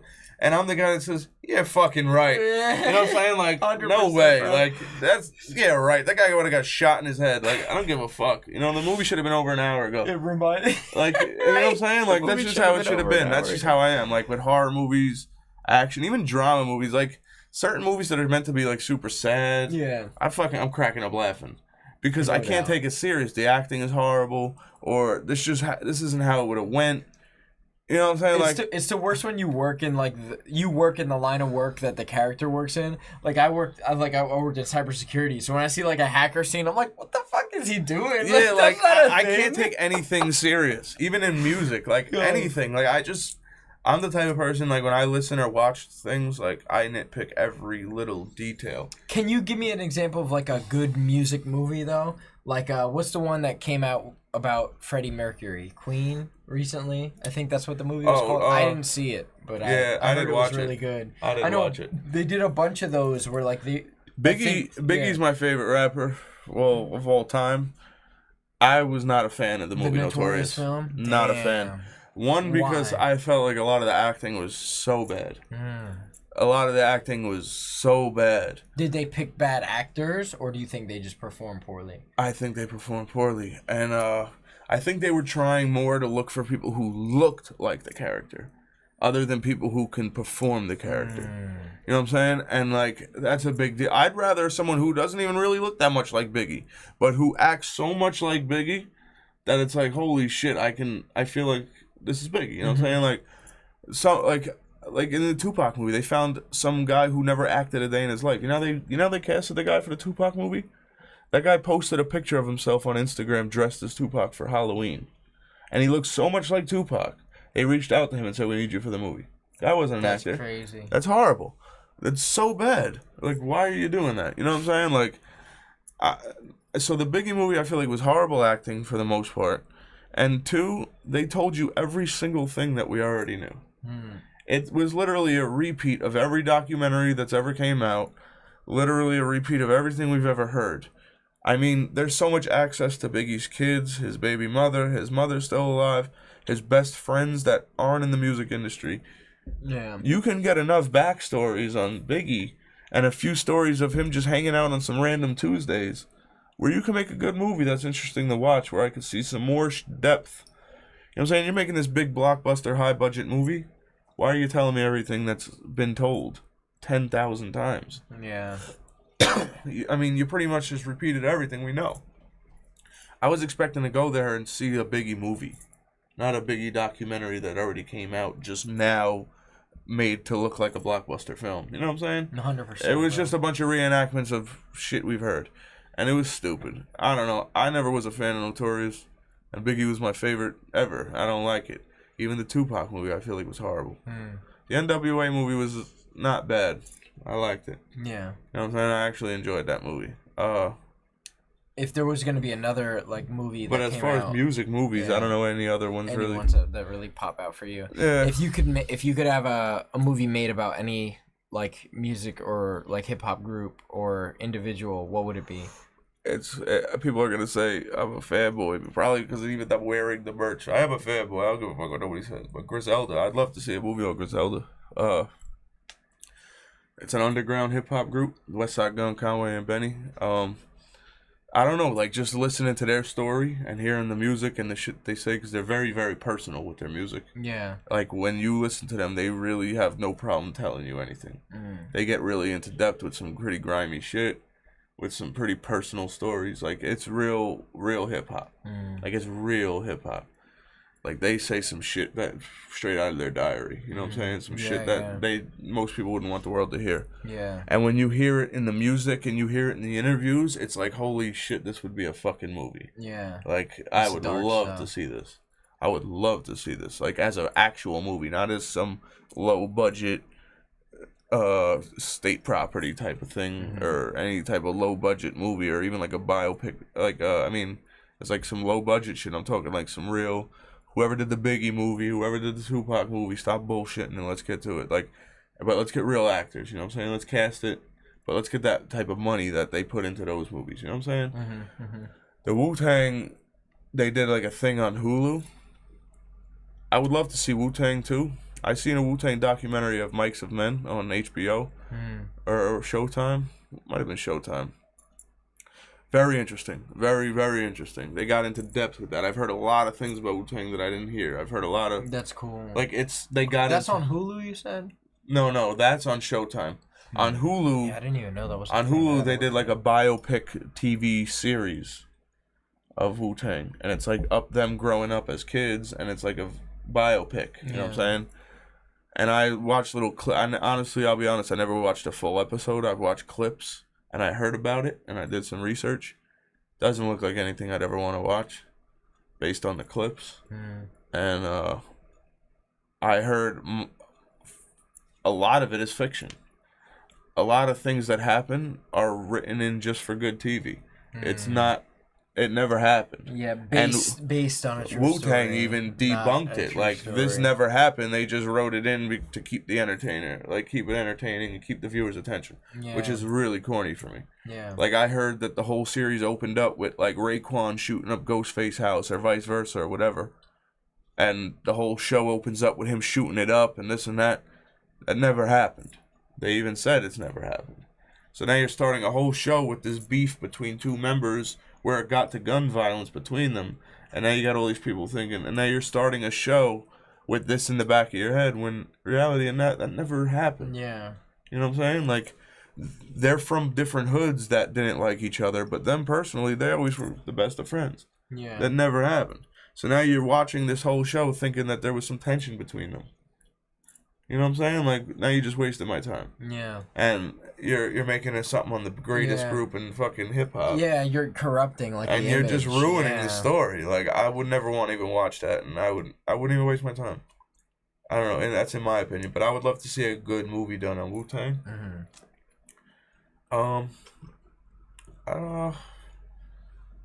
Like as a group or maybe even solo artist. Yeah, solo artist, whatever. Jay-Z. Yeah. Yeah. Jay-Z would be something epic. Because he really went from rags to riches. Jay-Z is literally the poster boy of rap. Jay-Z literally is like if you looked up rap in the dictionary, Jay-Z's face would be next to the definition. Like, he literally made every right step in the right direction. Never missed a beat. Did everything that needed to be done. Got the trophy wife, the trophy kids, got the trophy life, the trophy house, the trophy everything. Doesn't have a bad blemish on his record ever. Never had a fucking bad controversy against him. Never had any type of bad name in the news. He's the richest guy to ever do it. You know what I'm saying? Like, he literally went from Marcy Projects, which is the most rugged, thorough, disgusting, fucking grimiest place in Brooklyn, which is the hardest place in America. Like, you know what I'm saying? At that time, to make it out of what he made it out of, to make it literally the most out of nothing. Yeah. It would just be great to see that. Like, a lot of rappers, don't get me wrong, a lot of rappers come from the hood and they get money, but they didn't do it the way he did. They might, the rap game was already established. Someone found you, put you in a position. We're going to make a lot of money around you. You know what I'm saying? Like, Jay-Z literally, and the rap game wasn't the way it is now. Yeah. Jay-Z kind of made it the way it is now. You know what I'm saying? And certain trends, certain sounds, Jay-Z literally is rap to me. Yeah. Like, no, that's powerful shit, man. Yeah. I think,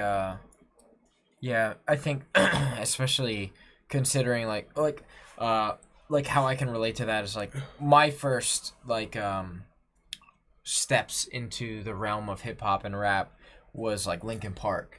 Okay. Linkin Park and Jay-Z. I was a huge Linkin Park fan. Yeah, man. Like, and because I'm like a rock guy. I got in that hybrid theory. Shit. Yeah, fuck yeah, man. Like the early days, 100%. Yeah. But I mean, everybody knows hybrid theory. But that's when I got in that era. Yeah, 100%. I'm a huge Linkin Park fan. Don't get me wrong. I listen to other shit, and I did also when I was younger. I listened to a lot of other stuff. Yeah. Yeah. What are some more like underground hip hop stuff that you're into? Like, not that I'm gonna recognize much of it at all, but for the viewers, like, what's it like? Maybe we could get some people like, oh shit. Your Old Droog is definitely my favorite. Shout out to Your Old Droog. He's definitely my favorite underground, all around. Like, he's just super polished. When I listen to Droog, I'm highly impressed. Everything I listen to from is like, damn, like, what? Like, every time I listen to Droog, it's like, holy shit, like, this is hip-hop. Like, this is real dope. And I don't know, like, just even the way he writes is just the way I even just want to write. Even before I heard him, like, that's just the way I've always wanted to sound. Me and him had kind of the same vision in writing, you know what I'm saying? Like, yeah. I kind of see a lot, like, I don't know, when I listen to Droog, I'm like, all right, this is it. Rock Marciano, huge fan. Griselda's my shit. I listen to a lot of Griselda. I gravitate a lot of Griselda because they really bring me back to an era where I was like in love with hip hop. You know what I'm saying? Like, Droog is super underground, but like, he doesn't sound like the 2008 or 2006 that I remember when I was copping mixtapes after getting my hair cut at the barbershop. And you know what I'm saying? Like, he has a whole nother sound that I love, and it's my favorite now because I'm older and mature and I listen to it.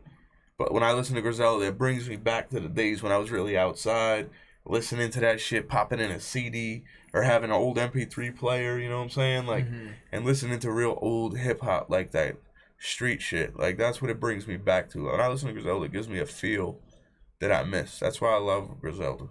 Like, it's a feel more than a sound, you know what I'm saying? Like, when I pop them in, I'm like, damn, man, like, it brings me back. It's like stroll down memory lane, even though it's new. You know what I'm saying? Yeah. Just got that retro style, man. That old school shit. It's tangible. Dude, this dude named Danielson. I really like him. Every time he drops, I'm very excited. I always run through his shit. He's from Toronto. He's real dope. He's got a straight like New York sound though. I didn't know he was from Toronto until about almost a year into listening to him. I just assumed he was from New York. Yeah. And the first song I listened to him, he had like a Mets jacket on, so like I just always assumed he was a New York rapper. And then all of a sudden I heard him say one time he was from Toronto. I said, what the fuck? Yeah. Blew my mind. And I even seen him on Instagram one time in New Jersey, so I figured he was just from out here. Yeah. So it was pretty dope to see like that style out there, even in another country. Yeah. But that's dope. I don't know. I mean, as far as underground, I listen to a lot of even classic underground, like MF Doom, J Dilla, and a lot of that shit. But like a lot of new dudes. Like if you want to really get into some new shit, check out like Crime Apple. There's people I named, but Crime Apple, he's from New Jersey. He's dope. He's bilingual. He raps in English and Spanish, but he's got a real old school feel. Shit, who else? I mean, Alchemist is very classic. Alchemist has been around since day one, but he's still dropping to the point where he's like a new artist to me, because he's still grinding like a new artist and he's still dropping so consistent to where it's like, it feels like Alchemist just came out yesterday. You know what I'm saying? Like, is he keeping up with like techniques and? Oh yeah, for sure, 100%. Yeah, and he's collabing. Boldy James, he's working with. He's super dope. Oh, so dope. Boldy James, you need to check him out. Crazy underground hip hop scene.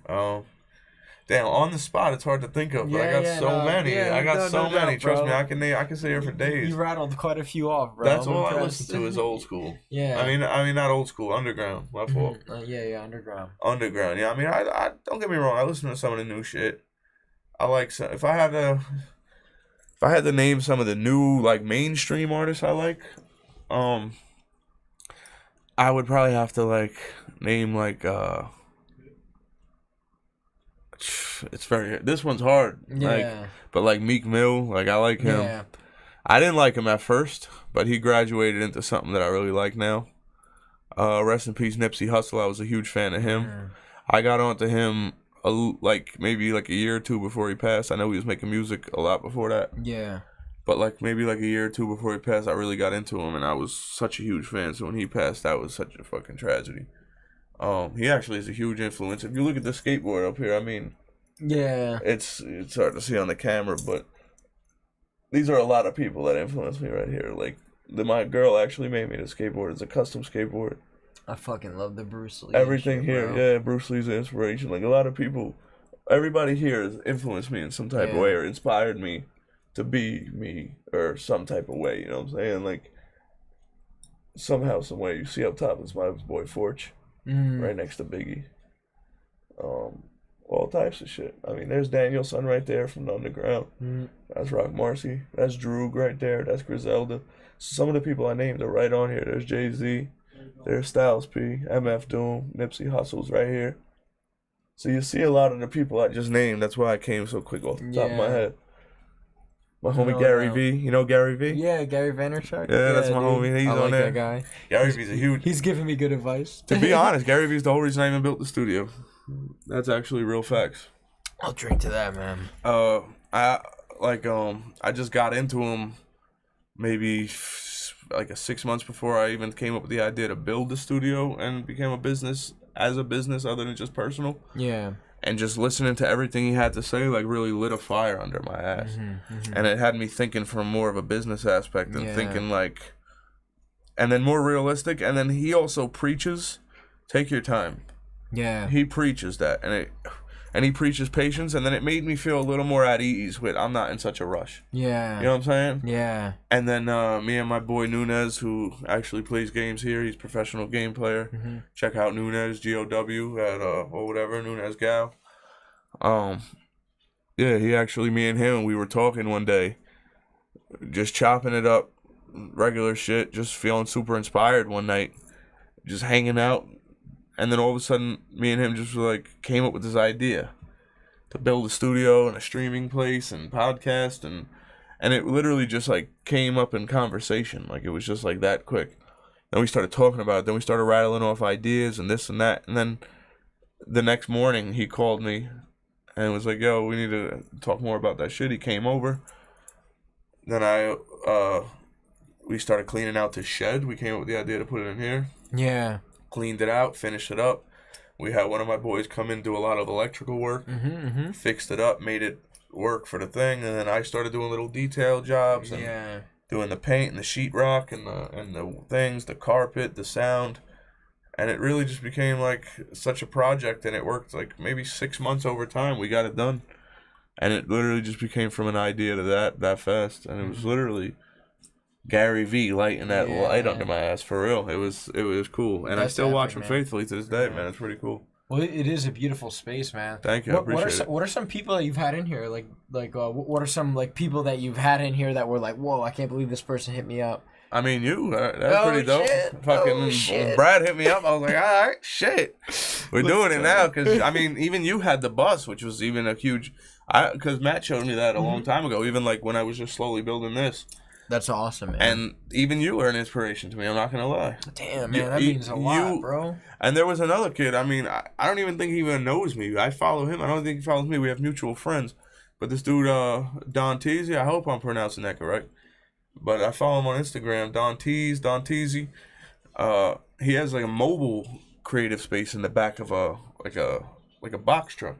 That's fucking awesome. I'm aspiring to do that with my bus. And he does that, and then I saw your bus, and I was like, this is fucking crazy. Yeah, like, people are really doing it. Yeah. I was like, if they could do that in a bus and a box truck, I said it, like, I was thought of you. I was like, if he could do that in a bus, I could do it here. Yeah, man. Like, this is the size of a bus. Dude, this space is incredible, too, because I consider this space, like, leagues above mine. And that's why, like, I'm actively working on mine. If I could get a bus, what? I feel like the man. Don't ever. Nah. Yeah, you got a spot, bro. Yeah, thank you, You got bro. a spot, that dude. means a lot, bro. For sure. This space is incredible. Like, yeah. I definitely, I will stand by this space. Like, this studio space, these chairs are comfortable as fuck.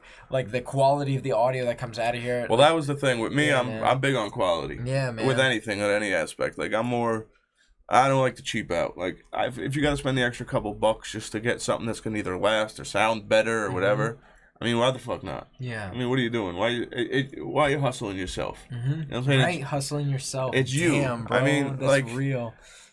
If like I'm preparing to have this for a while, so why am I gonna buy mics that I have to buy again in a year? Mm-hmm. You know what I'm saying, spend the extra money, get some shit, and then like you said, it's gonna sound better. People are gonna compliment you. They're gonna be happy. They're gonna want to come back. It's better for business too. Like 100%, man. I walk into a lot of businesses where people have the fucking cheap shit, and it's like, I see what you're trying to do. Yeah. You're trying to make profit. You're not worried about having like return customers or shit. You're not worried about being in here for the long haul. You're worried about scooping up a few dollars and getting the fuck out of here. Yeah, like, not taking the craft seriously. No, I've always been like that in any aspect, not even just this. Like anything, no matter what it is, I don't mind spending a little extra money for quality. I'm not gonna spend a little extra money because that's what it costs. Yeah, I'm not spending for the name. A lot of shit they hustle you for the name. But like if you could physically feel something's better, if you know it sounds better, and you could actually tell that it's a better piece of equipment, heavy duty, get it. You know what I'm saying? Like, what are you gonna do? Like, it's gonna work out better for you in the long run. That's just how I look at it. Damn, man, that means a lot. I'm Quality like, over quantity. Yeah, man, 100%. And I noticed, man, like you do, and it's interesting because you're doing a lot of things in here similarly to how I would do it. So you're like, and I don't want to talk like I'm some kind of guy, but like like I understand some of the fucking finer details here, and you're using like industry best practices on like most of the shit in here. No, I appreciate that. Like, yeah, I did a lot of research. I thing. Spoke to a lot of people that knew what they were talking about. I got any type of suggestion. I researched every suggestion. I was open-minded to anything that anyone had to tell me. You know what I'm saying? Like, and that's just how it's gonna work. Like, and that's just how things are gonna get better, and that's how you're gonna get the best of the best. No doubt. And that's just how I looked at it. And then this time around, also, like I said, I've had studios in the past where I was hustling myself, where I cheaped out and bought a cheap mic, and it wasn't even for business. I was doing it for myself. Like, I built a studio for me to record, and yet I go to the store and I see the better mic and I see the cheaper mic, and I have the money for the better mic in my pocket, but I'm sitting here being a cheap fuck thinking, well, I'm just gonna grab this one because it's a little bit cheaper and it's on sale. And then you go home and then you just hustled yourself. You know what I'm saying? Like, get it. Because then now I see it, the difference. Like, now I got better stuff and I'm much happier with it. And people are much happier with it. And I'm getting better results. And now I could see, like, honestly, I want to upgrade some of the equipment. Yeah, man. You know what I'm saying? Well, that's powerful stuff, man. Do you want to kind of touch on that mentality? Like, don't hustle yourself. Like, I've never heard anyone say that before, but that's so real. Like, I can think of right now, like, examples where I mean, not that it's okay to hustle anybody else, but, like, that's what you do. Like, I mean, if you're gonna like get over on someone, why would you get over on yourself? You know what I'm saying? Like, because you know the practice and the practice and the tactics. It's like, yo, why am I leveraging this on myself? I just did that shit to myself before I came here when I got food. I'm like, that looks delicious. This is $2 cheaper. I go with that. Yeah, and it's like I'm the one eating it. Yeah, exactly. You know what I'm saying? Bro. Like, Exactly. if I mean, not to sound like you don't, not to sound selfish, but like if you're buying something for someone else, I can understand maybe not going all out and getting the deluxe. Yeah. You know what I'm saying? Like whatever, you're just being nice and you're trying to cover. But like if you're hungry and you want to eat, don't fucking skimp out if that's what you want. Get it. Like, bro, you know what I'm saying? Or if like you're buying yourself something, don't just get the one on discount because it's on discount. I mean, if you don't give a shit, if that's how you live, then that's how you live. Yeah. But if that's your mentality, I mean, get the better one because it's for you, and in the end, it's gonna make you happier. You're gonna get better quality. You're gonna have a better quality of life. You're gonna have better results. I mean, this is for you. Hell yeah, man. You know what I'm saying? So why? That's such a powerful mentality. I'm walking away today with some gold nuggets, yo. Let's go, bro. Yeah, man.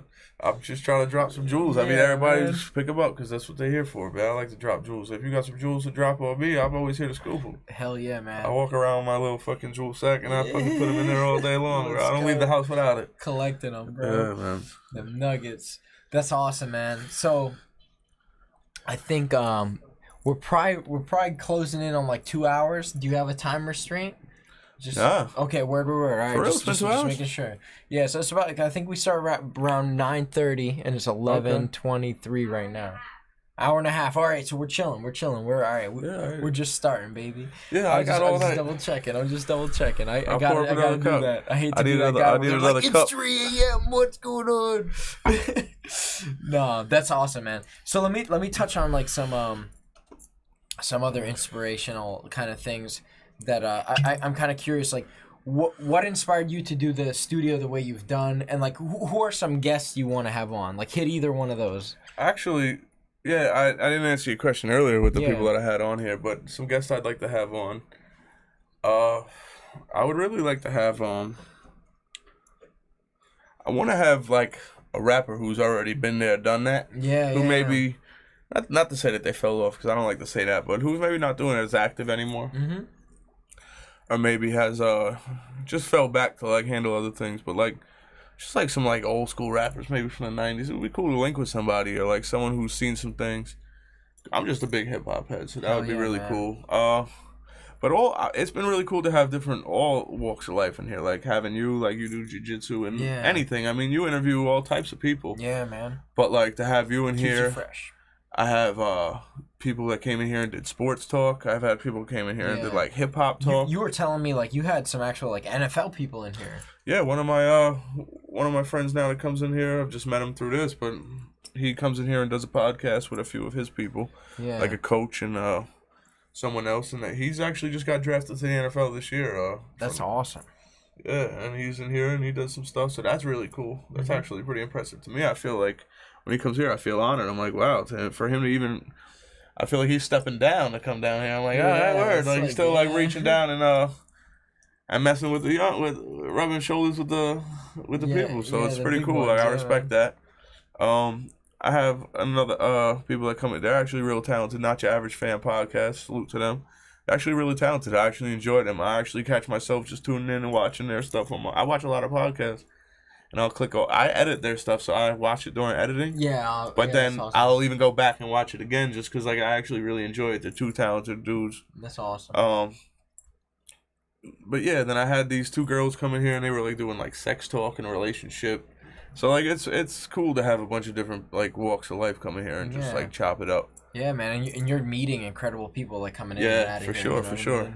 That's powerful. Like when you said like I was some semblance of an inspiration to you. Like that's amazing because if I was able to inspire you, Bardic Inspiration Podcast, and to inspire you to create actually such subscribe right now if you're watching right now. I mean, just do us a favor. There's a little red button right under this video to subscribe. Why not? Man. I mean, it's only great content. Like I said, I'm inspired by him, so it's got to be something. If you fuck with me, subscribe to his channel for real because it's something there's something to be heard on his channel. I appreciate you, man. I appreciate you. No, you always got good quality shit for sure. Yeah, I try, man. I try my best. Like, and that's one of the reasons. Like, I don't post that much on social media. Like, I think you can relate. To water you down. Yeah. Yeah, man. It's I don't want to post something every day when it's not what I'm about. No, you know for sure. I mean? I don't care about you don't care about a selfie. Why am I gonna show you? Yeah, a selfie? I don't really post anything like? unless I feel like it's necessary or like. I mean, I'll post like certain like couple things, maybe like my dog or me and my girlfriend, but like that's. I'm not about to, like you said, flood the timeline with just a selfie, or if I'm going to McDonald's and I'm going to post a picture of my bird. Like, I feel like it's unnecessary. Like, I post things when I feel like it should be up here for people to see. Like, there's no reason for people to just see every little move I'm making. You know what I'm saying? It's nobody's business. I actually don't even want to live that way. Yeah. You know what I'm saying? But I don't even want to just bombard people with that. I feel like most people don't care.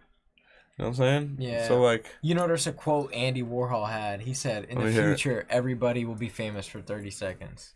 Okay. Or maybe it was like 60 seconds. Some shit like Whatever that. it is. But, dude, that's what social media is, man. Like, everyone gets a little flavor of that limelight, man. Like, you could be the guy that's, like... You know, at Walmart doing some crazy shit in the aisle, or you can be the girl posting like her titty pics. Like everyone knows who you are for those few seconds. Or you could just go in and fucking throw food at somebody in a restaurant and run out. It's so like dumb, some dude. stupid. Like I see it all the time. That's why I go on my social media. I mute a lot of things because I don't want it to get into my head. I like to filter what goes into me. You know what I'm saying?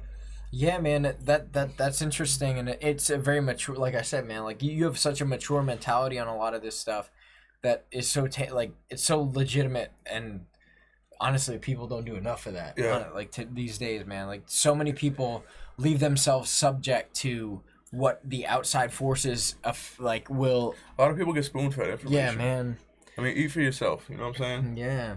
You know what I'm saying? Cut your own food. All you have to do is just go look for yourself. You know what I'm saying? Mm-hmm. It's like a hunter-gatherer mentality, almost. Like if you could see everyone else doing it, and you could just hearsay and be like, all right, cool, and like listen to what this guy has to say, and then go back to your home and then just have that. Yeah. Or you can be like, all right, I hear what you have to say, and then go out and find out for yourself. Fact check it.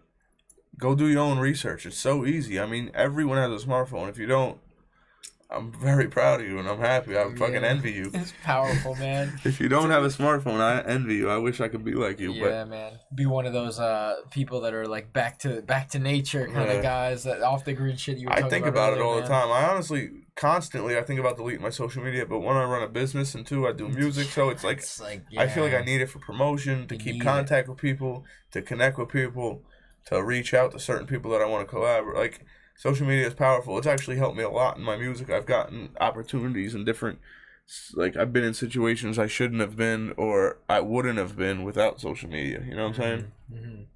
So that's the only reason that holds me back. But that's why I started muting things or unfollowing certain things, because if I can't delete the app for the reason that I need it, then I'm going to start deleting the fucking stuff that I don't. I'm going to start deleting the stuff that's making me want to delete the app. Yeah, leveraging the features of the app that actually work in your favor. And it works. Man.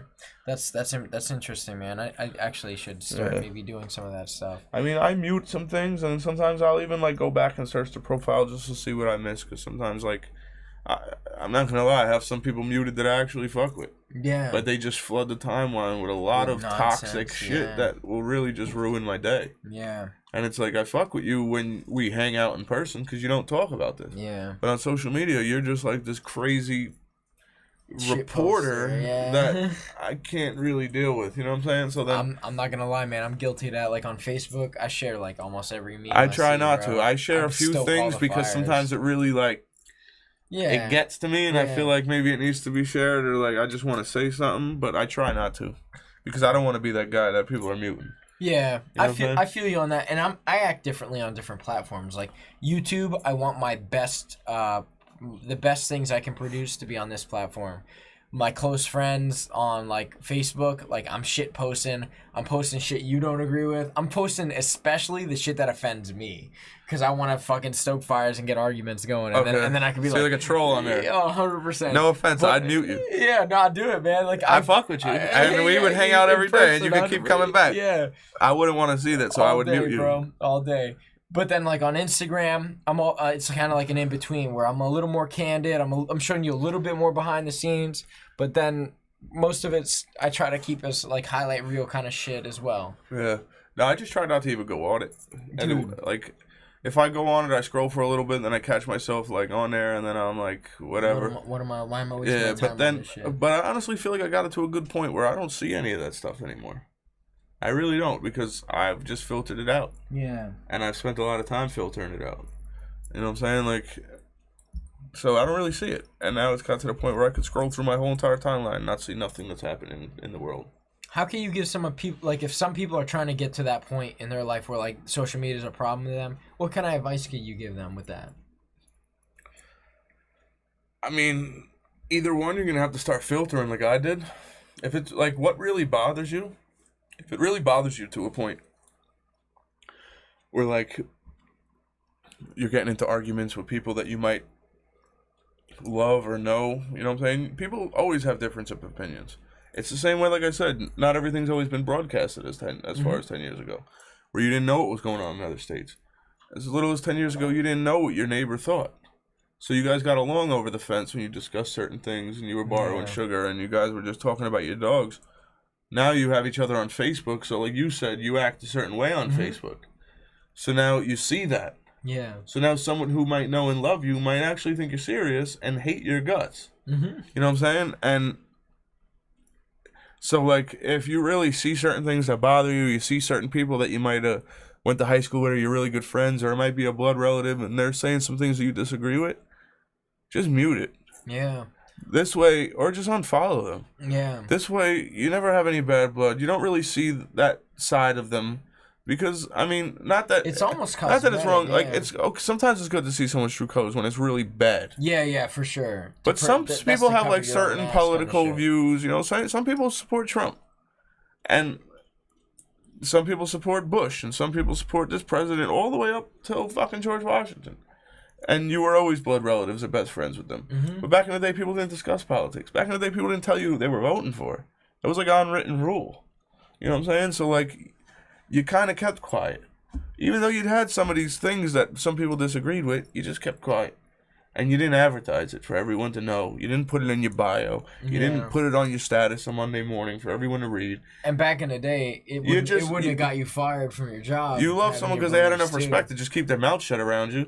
And they only talked about certain topics that you agreed with. So you liked this person for their whatever. And that was it.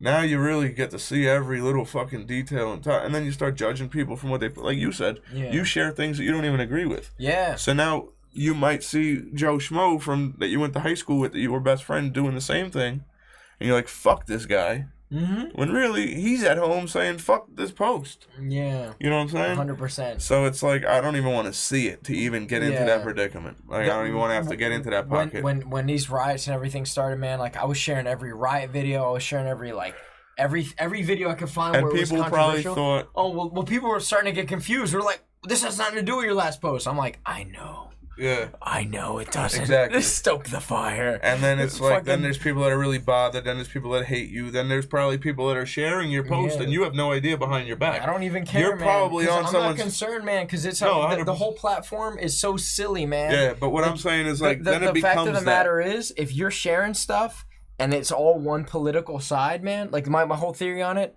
is like, Facebook's gonna know what political affiliation you have. Facebook has no fucking idea because I'm sharing like Trump shit, like that are memes about Trump, like where they're roasting him, and then I'm having fucking like Obama memes up. I'm like, if I find anything that's like generally abrasive, it's getting shared, and that's it helps to keep me somewhat kind of like hidden from the algorithms, and that's honestly what it comes down to for me. For all of you curious about my tactics. Like how we talked about before, like your local shit, how that's you're going to see change. I agree with that 100%. But when it gets to the point where like Donald Trump and you're seeing Biden, you're seeing Obama, you're seeing all that news, I try to avoid it. Because at that point, what happens, happens. You know what I'm saying? Whatever's going to happen is going to happen. Yeah. And so I don't even want to have to flood my brain with having even stress about it. Well, dude, like at the moment, like look at the options we have. Like the two party leaders. I'm sure someone will tell me a couple lies about it, and then I'm gonna have to go by hearsay. So I don't even go with it, man. Politics is not my thing. Yeah, dude, and I don't blame you, honestly. Like it's such a fucking mishmash of chaos. The fact that the government's whole structure, like these are the options they've given us on either side. At the end of the day, the fact that they've done that, I think that's one of the most disrespectful like slights to the general public of America. I mean, I'm so out of the loop where I couldn't even tell you who the hell anybody's running. I couldn't tell you who the two choices are. I couldn't. I that's how much I avoid it. I'll drink to that, bro. Like seriously, I try my best because I don't want it.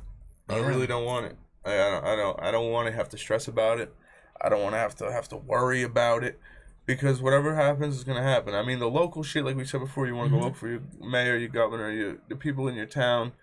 That's different. You know what I'm saying? Your prosecutors, your judge. You want to vote for that shit. That's where you're gonna see change around you, where whatever happens isn't gonna happen. You could actually stop it. You know what I'm saying? You can go be a voice in your city hall during a meeting. Go in there and speak loud and clear and get up and stand your ground.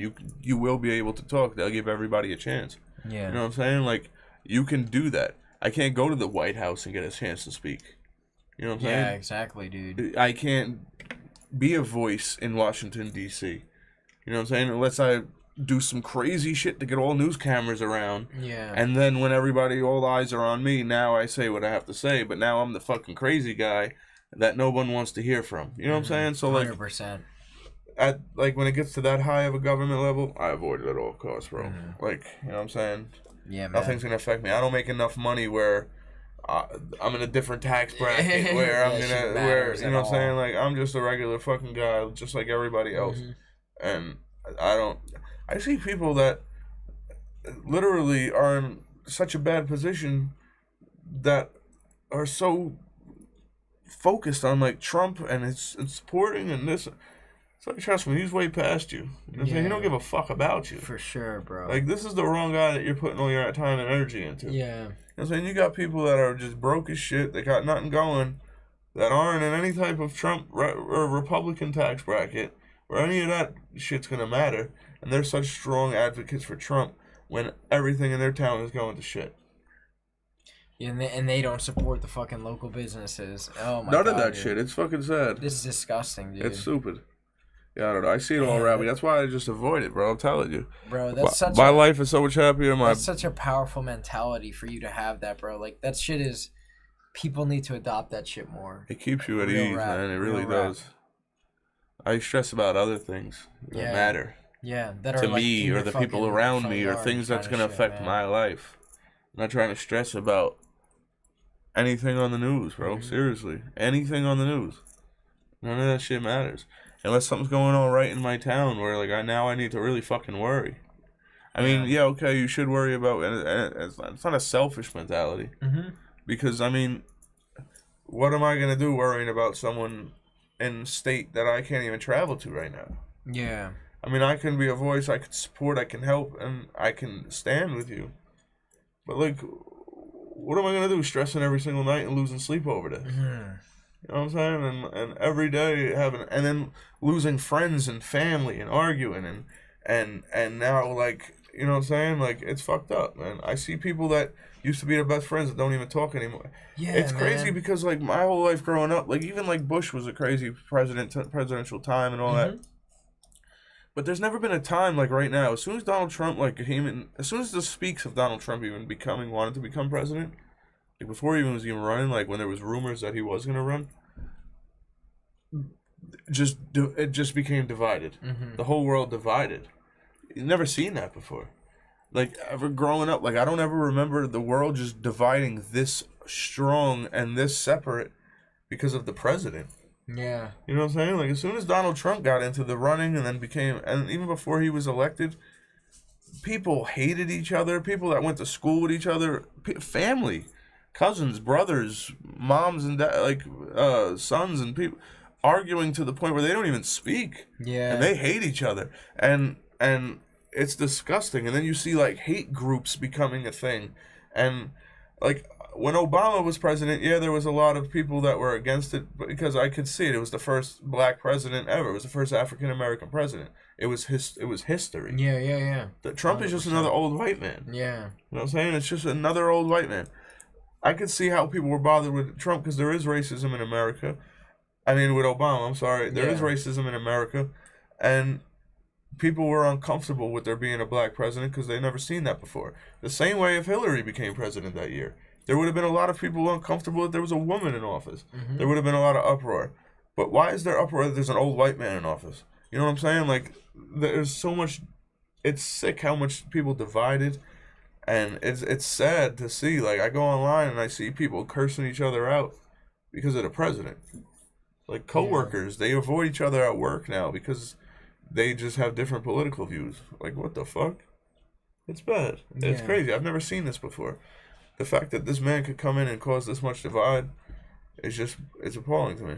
Yeah, no doubt. Let me ask you this, though. Like, do you think it's important to kind of, like my whole theory on it is, like, I have friends on both sides of the spectrum that are extremists, leftists, and extremists, right? Because the problem is, like, if you shut yourself off into this echo chamber where everyone just agrees with you, you don't even know what's going on the other side. Like, it's important to know what ideas are bouncing around over there, even if they are wrong. Like, imagine if you shut yourself off to, like, the fucking Nazis, right? And then you didn't even know what they were doing to the Jews. Because you're like, oh, it only matters what's going on my farm. Like, I don't give a fuck, bro. So, that's my theory on it. It is good to be educated. It is good to be educated. Yeah, man. But it's not good to be flooded. Oh, it's not good 100%. To be spoon-fed. It's not good for other people to just tell you when's a good time for you to see this. You know what I'm saying? Like, I don't want to... It's fucking Tuesday morning. I just woke up. I have something to do. It's 11 a.m. and my feed is filled with shit because you guys say it's time for me to see it. Why are you telling... You know what I'm saying? Like, if I want to see this, I'll go see it on my own time. You know what I'm saying? I'll turn the news on when I want to see it. If I want to hear about it, I'll go read about it. I'll go do my own research. I don't want to have to just go on Facebook, which is an app designed for people to connect and people from old... You know what I'm saying? Yeah. And now it's all become my news source. Yeah. It's stupid.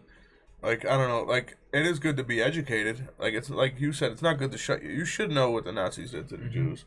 You should know these things. You should educate yourself on history. It's good to know history. Yeah. But it's not good for everyone around you, for him to tell you his opinion on history, him to tell you his opinion on the history, him to tell you his opinion on the history, and it's only fucking 11:30 a.m. Yeah. You know what I'm saying? Yeah. Like, that's not good. Yeah. That'll fuck you up. Yeah. That'll have you thinking crazy. That'll have you having different opinions that you might not have had if you would have just did the research yourself. Yeah, man. That's such a big thing, man. That research yourself shit, man. Seriously. Unbiased sources, man. You might walk around all day saying, fuck this, fuck this, fuck this, because everyone on your timeline is saying, fuck this. When if you actually read, you'd be like... Not really. Yeah. You know what I'm saying? Like, make your own opinion. These facets of everyone's allowed to have their own opinion. You know what I'm saying? So don't feel like you need to just have an opinion because everyone else is. You know what I'm saying? You're allowed to have your own opinion. Even if it's wrong, you're still allowed to have it. Yeah. You know what I'm saying? It might not be the right one. You're allowed to have your own opinion. Don't feel like pressured, you know what I'm saying? Yeah. If that's how you feel, then that's how you feel. And then if you have some opinions that are real fucked up, but that's truly how you feel, then you're just a fucked up person. Yeah, man. But at least you have your own opinion. Or you have fucked up experiences, you know what I mean? Yeah. That make you biased in that way. And in that situation, I would encourage you to travel. Yeah, but at least you did your own information, and you weren't spoon-fed, and you didn't just let everyone else tell you how to feel. Yeah. Because that's really what it is now. Everyone's just telling you how to feel, and then when you don't feel the same way, they argue with you that you have to feel that way. Yeah. It's opinions. Everything is opinions. I mean, there's some, like, I'm talking about the opinionated shit as far as, like, political views or things like that. Opinions. You can't tell me that I have to feel this way because of this and this. It's not facts. You know what I'm saying? Yeah, 100%, bro. No, that's that. Like I said, man, like you have some very balanced perspectives on things, and that's important. I think more people should adopt like a viewpoint like that. It's very important, man. Yeah, I mean, I wouldn't say it's careless, but I just try not to care about like things that are just. Well, it's just mature, man. Like you can only do so much, and if you're focused on taking care of yours, I'll do whatever I can. You know what I mean? Exactly, and I'm down, and people who know me know that. You know what I'm saying? Like, I'm down to go above and beyond to help as much as I can in a situation that I can help. You know what I'm saying? Like, me as one man can't help everything.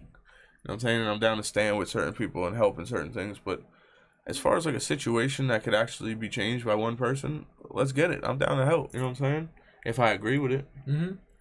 And 100%. People know that I get into action. It's not like I'm just like, it's not like I just shut myself off and I don't care. And it's like, I don't want to hear about it. And if it's a problem, get away from me.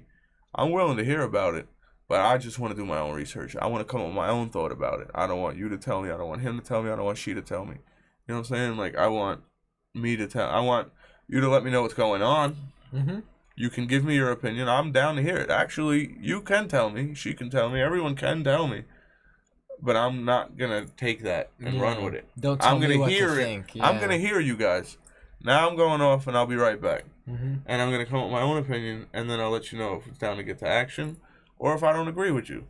And that's just how I feel. Like, I don't know. A lot of people don't have that. A lot of people hear him and her tell him this, and they're like, all right, let's go with him and her. You know what I'm saying? That's how I feel then. Yeah. And it's sad, man. It's sad. I guess the term that a lot of people use is sheep or sheeple. Yeah, man. I don't really use all that. I don't talk like that. I'm not one of those people, but it's definitely. I mean, like that's the term that they use. People that just follow the crowd. Wear it, man. That people that just follow the crowd. Like they see the crowd running in this direction, and they don't know how to make up their own opinion. Man. They don't know how to make up their own mind. They don't know how to ask questions. They don't know how to do their own research, or they're just lazy. Yeah. So they're just like, fuck it, I'm just going to run with the crowd because it seems like that's the popular opinion, so it must be the right opinion. Yeah. Yeah, man. It's so important to do your own research, like you said, man, and just make calculated decisions. Sure. That's something like I always try to do. Like before I commit to any decision, my whole life, like I've made enough mistakes where I'm like, man, like I need to actually think about this person and like the qualities of their personality, this, that, and the other thing before I decide like, yeah, I'm gonna trust them in this, and like I'm gonna give them my money and trust them in this like idea or this project. No, I do or the something, same thing. You know I always do my homework on people too, on anything. It's always good to do homework. I mean, we got nothing but time. We all got a smartphone in our pocket. I hope everyone's like intelligent enough to know what's right and what's wrong, or like what information is fake. Yeah. And you know what I'm saying? It's that simple, bro. You can take 5-10 minutes out of your life to just do a little bit of knowledge and figure it out. Yes. I built this whole shed. I dropped out of school right in the early of 9th grade. Damn, dude. Yeah, I don't really have any like school like knowledge from that. I don't have any certificate that says I'm fucking smart. You know what I'm saying? I know what I know from what I did. Yeah. You know what I'm saying? From what I went out. Even before I dropped out, most of the shit I know is from me just going out and doing me or researching. I homeschooled myself. You know what I'm saying? Like, I pretty much went to adult school in my own head. You know what I'm saying? Like, I learned certain things on my own. I went out. I knew I dropped out of school, so I knew I needed to learn certain things, so I did it on my own. Mm-hmm. You know what I'm saying? I think that's such an important thing. Even to this day, like, I never went and got my GED or anything. And it's never held me back. I've never needed it. I've had jobs. I've went everywhere. I've done things that my friends that have gone to college have done without a high school diploma. Yeah. That's powerful shit, man. I think like that, like you were saying about like with the Gary Vee thing, man, that go-getter mentality and the ability to kind of like make these calculated decisions, like be responsible enough to know, like you were just saying, like I dropped out now, so I need to learn these things. You know what I mean? This shit's so powerful. School just wasn't hitting for me no more. It was becoming an issue. I was having other issues in school, like just the whole structure of school was becoming a problem for me. Mm-hmm. It really was. Like in 8th grade, like I already had this whole entrepreneurial spirit. Like I've always just been a go-getter, and anybody who knows me knows that. Like I've never needed anything like that. Like school, the whole structure was really holding me back. Like, and the whole science of it just didn't work with me. Like it really, when I left and I did things at my own pace and on my own time, I felt like I was doing it way better. Mm-hmm. And I feel like in my opinion, I feel like I excelled a lot of people that went to school that kept saying. Mm-hmm. You know what I'm saying? A lot of my peers. I mean, fuck, man, you're a businance owner. Yeah. let your fucking portfolio speak for itself. I've even taken an IQ test on my own time, and like I've went and got the whole IQ, like the whole professional shit. You know what I'm saying? You go take the IQ test in a space. My IQ was in a genius level. You know what I'm saying? Like my IQ is at a 131. I don't know if you can look that up. That's extremely high. Mm-hmm. That's like higher than above average. You know what I'm saying? Yeah. So like. Without school, I've handled that, you know what I'm saying? Like, even, like, algebra and certain things like that, I'm very good at it. And I never even took that class. You know what I'm saying? Like, I never even stepped foot into that class, and I understand it to the fullest. Mm-hmm. Certain things like that, like, I don't know, I've just always been good like that. I don't know, like, even now, I fucking started and operate my own business, you know what I'm saying? I'm handy with my hands. I built most of this shit with my hands, you know what I'm saying? I could do certain things, like certain tasks, like trades. I'm good with certain trades. I could run and operate Pro Tools and certain DAWs, and I could do like video programs, as well as fucking do drywall and framing and spackling. And, Jack of all trades. yeah, like, bro. and this is literally from me just going out and doing my own research and doing my own knowledge and not being spoon fed. Like, literally, just me going out and getting it. We could all do it. You can do it. We could all do it. You know what I'm saying? Just do it. Like, instead of watching whatever the fuck you watch, don't do that. Watch a YouTube video on how to do this. I mean, there's no shame in that. Watch someone else teach you. Everyone needs to be a learner. You can't be a boss unless you're under a boss. You know what I'm saying? Like, you really can't. Everyone acts like they're the boss. You can't be a boss unless you're under a boss. You have to be taught from a boss to be a boss. You won't know how to be a boss unless you've watched a boss work. You know what I'm saying? So, like, you need to watch other people do it.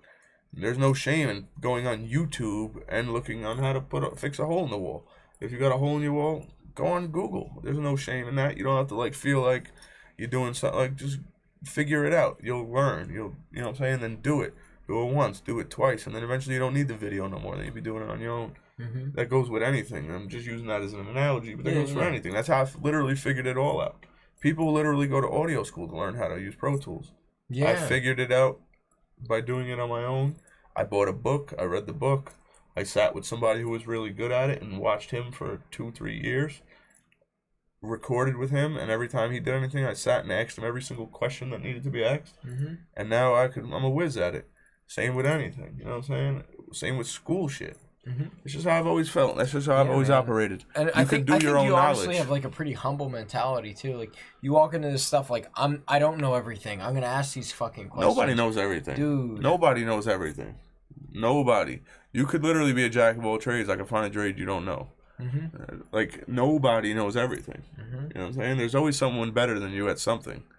Maybe you might be the best at guitar, but you're not the best bowler. You know what I'm saying? Like no one knows everything. So, like, you have to be humble. You can't walk around thinking you're the greatest. You can't walk around with that Muhammad Ali mentality. I mean, it's good in your, like, if, all right, he was a boxer, so he thought he was the best boxer, but he also walked around thinking he was the best everything, and I'm sure that bit him in the ass a lot of times in life. You can't walk around like that. It is good to be confident in certain shit, but you can't walk around with that mentality thinking I'm the greatest and no one could tell me anything.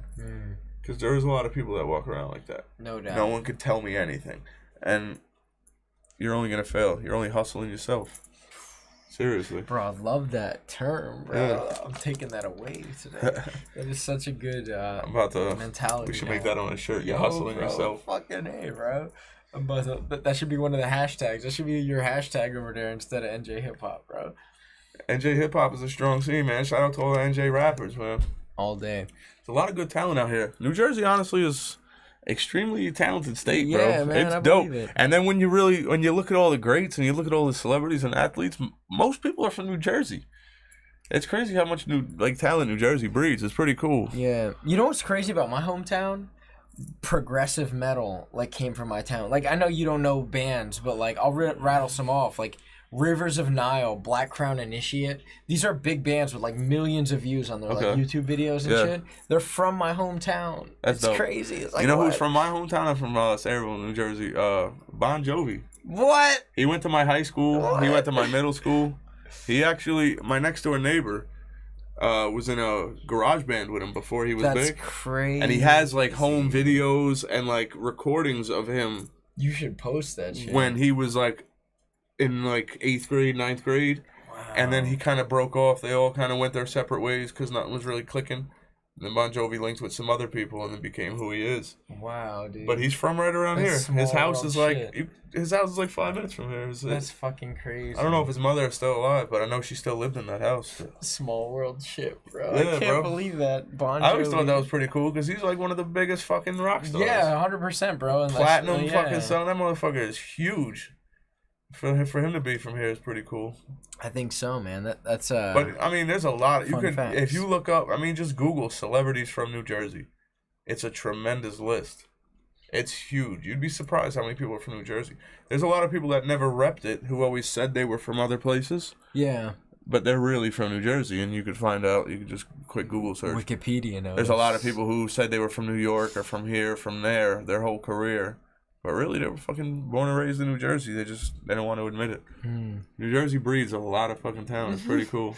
Yeah, man. In hip hop specifically, or you think? Like in hip hop specifically, there's a lot of man. A huge portion of New York rappers are from New Jersey. New York. Rappers. Seriously, a lot of New York rappers are from New Jersey, born and raised. But crazy. Back in those days, you just had to be from New York to get on. That's crazy. You know what's funny? Yeah, it makes sense. It makes sense. Even Eminem, he's from Detroit. He flew out to New Jersey and New York to get on. Before he dropped the Slim Shady LP and linked with Dr. Dre, he was in New Jersey, actually. He lived in Newark, New Jersey, shopping his music. Because this was really where to get on, out here. And now look at him, he's the biggest motherfucker, you know what I'm saying? Yeah. Yeah, that's You really crazy. had to, but even still, he was like repping New York, even though he was living in New Jersey, but he was from Detroit. You know what I'm saying? So it was crazy. Like that's just how people did it. Pseudo-anonymous kind of. That's Atlanta now. Atlanta's that scene. People are flying out to Atlanta. No doubt. A lot of people fly out to Atlanta now, and they're trying to get their music popping. They're from wherever the fuck they're from.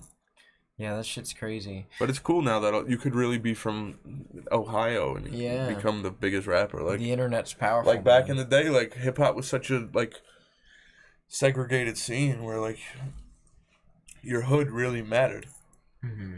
Like if you could be the nicest rapper if you were from like West Virginia, nobody gave a fuck. Yeah, that's really how it was. Like the fucking, it was different.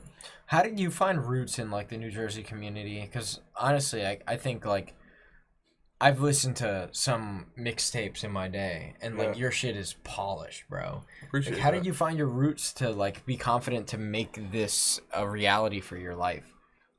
I mean, ever since I started making music at a really young age, I don't know. Like I always was a huge. My sister is a lot older than me. She's like in her like mid late 30s. Like she's couldn't spit it off the top of my head. Maybe like 35 or 36. And I'm only 29, so she has a lot of years on me, like 6 years. So when I was just a kid, she was already a teenager playing DMX, Biggie, Wu-Tang. Yeah. You know what I'm saying? The Locks. She had all these cassette tapes, Eminem. I mean, she listened to rock too. She listened to a lot of shit. She was very diverse. But just her, I was a little kid, and me and my brother are only 2 years apart. So like me and him would always go through her tapes and get like the Funk Flex mixtapes or certain things like that. And like it was always the hip hop that we always gravitated to. So we would always take those tapes and we would play them. So like just listening to that, and just at a real young age. Like I remember listening to DMX at like 5, 6. I remember I was a little kid, like 5 or 6 years old. I knew every single word to Gin and Juice by Snoop Dogg. Like I could recite it word for word, all the vulgar shit and everything. Like, and I was like 5 or 6. Like I have a little nephew now who can recite certain like hip hop songs, and he probably has no idea what he's saying, but it's just cool. And then when he gets to be my age, he's gonna sit back. Like I think about to know that I knew Gin and Juice at 5 or 6 years old. That's the coolest thing ever. You know what I'm saying? I'm so happy that I knew that. But it literally turned me into who I am today, to have like an older sibling to put me on to shit. Yeah. Because like Styles P was my favorite rapper at like 9. You know what I'm saying? I love Styles P at like 9. Like what 9-year-old loves Styles P? Like if you knew Styles P, you would think this isn't music that a 9-year-old would like. You would think they would like hip hop. You know what I'm saying? At that young age, you would gravitate to the fun stuff. I'm sitting here listening to the grimiest Styles P, hardest shit. And I'm like, yo, this is my favorite rapper. So, like, at a young age, I was always writing.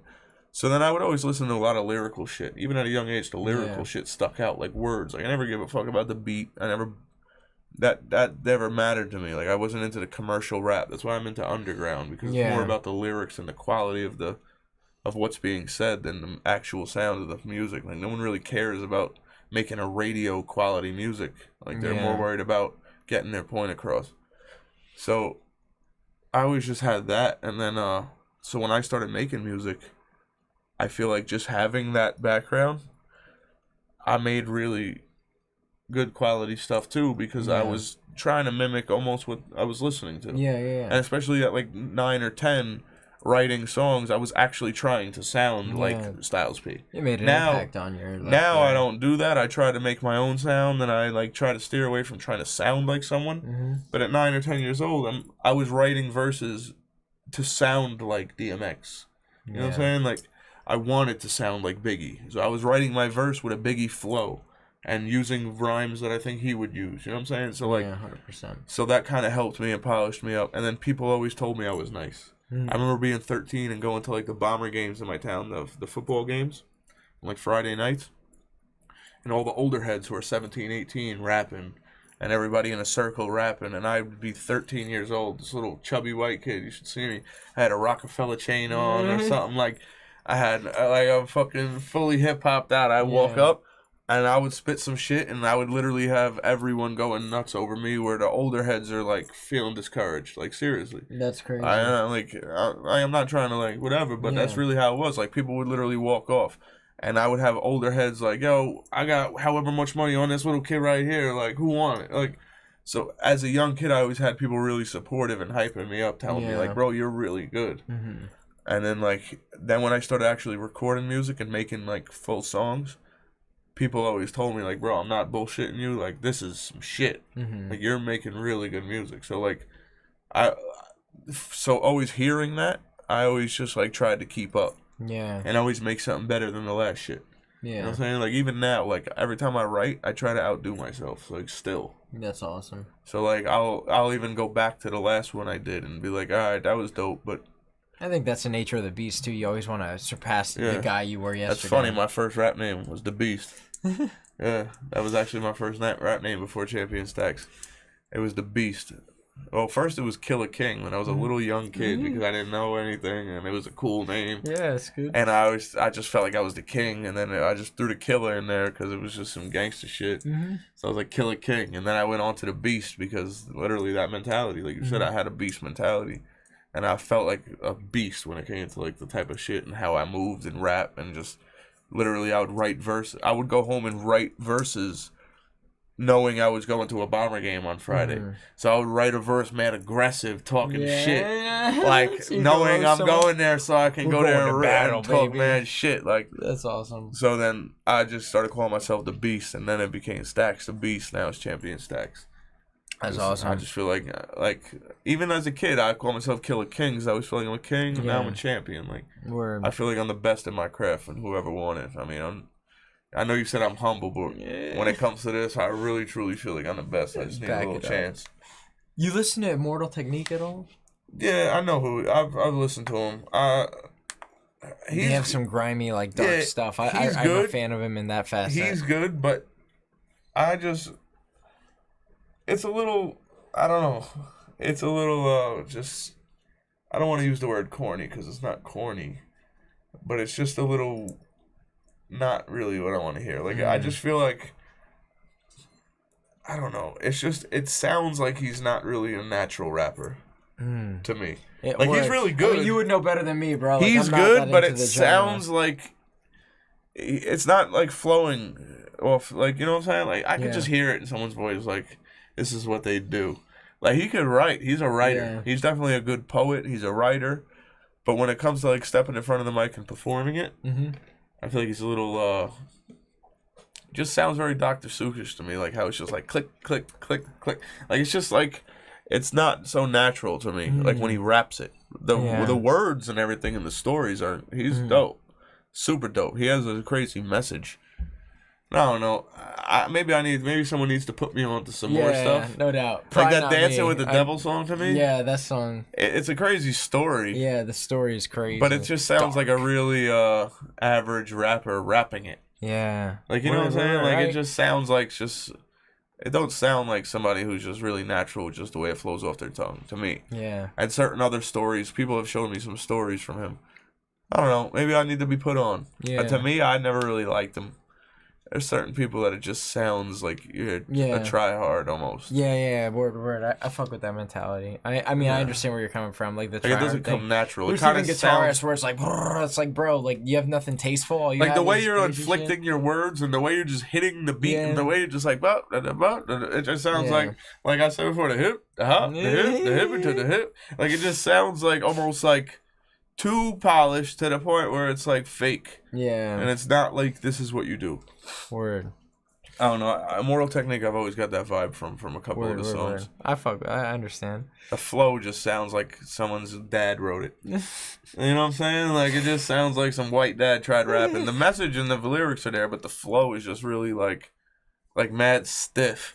You know what I'm saying? Like I don't know. It's I just feel how you. I I feel. feel you. No, I understand, man. That's just how I don't know. That's just how I look at it. There's a few rappers like that for me. Yeah, no doubt. You like J. Cole? J. Cole's dope. Mm-hmm. Yeah. He's got some like you were saying, like more lyrically oriented stuff. I think is Yeah, it kind of just comes off his tongue. Mm-hmm. Like it's just like he's not even trying. Mm-hmm. It's kind of like he's just opened his mouth and the words are just flowing out perfect in the pocket. Yeah, J. Cole's super dope, but I'll be honest, he's not someone I ever like went and dug deep into the catalog. I only heard J. Cole that either was just out or maybe it was just like easily accessible. Like maybe it was just like on my YouTube play next or like related.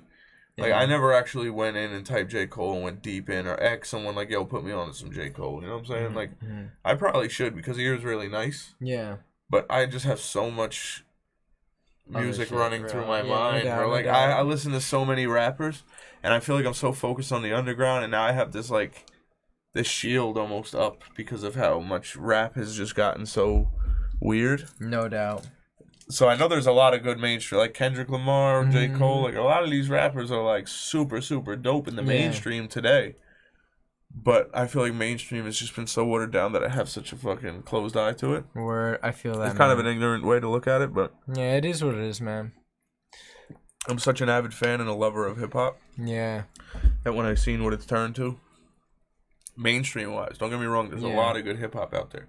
To the point where I feel like today's underground scene is better than any underground scene. Yeah. Today's underground scene is fucking incredible. Poppin', yeah. It's easier to access too with the internet, you know? I mean, don't get me wrong, 90s underground scene was super dope, but I wasn't around for it, so maybe I don't know a lot of it. I only know the underground scene that's accessible right now on Tidal and Apple Music or whatever the fuck or whatever, like, I was told was dope because I wasn't born in the 80s, you know what I'm saying? So, like, I could go back and do my research, and I love it.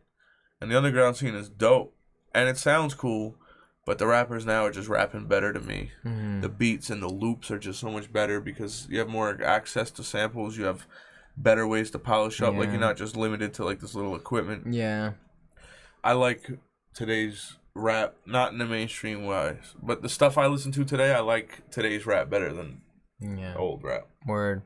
All right, bro. Well, we're closing in on like probably like 2.5 hours, maybe 3 hours. Do you have any shout outs you want to touch on? Like any other specific stuff that you want to mention before we close out?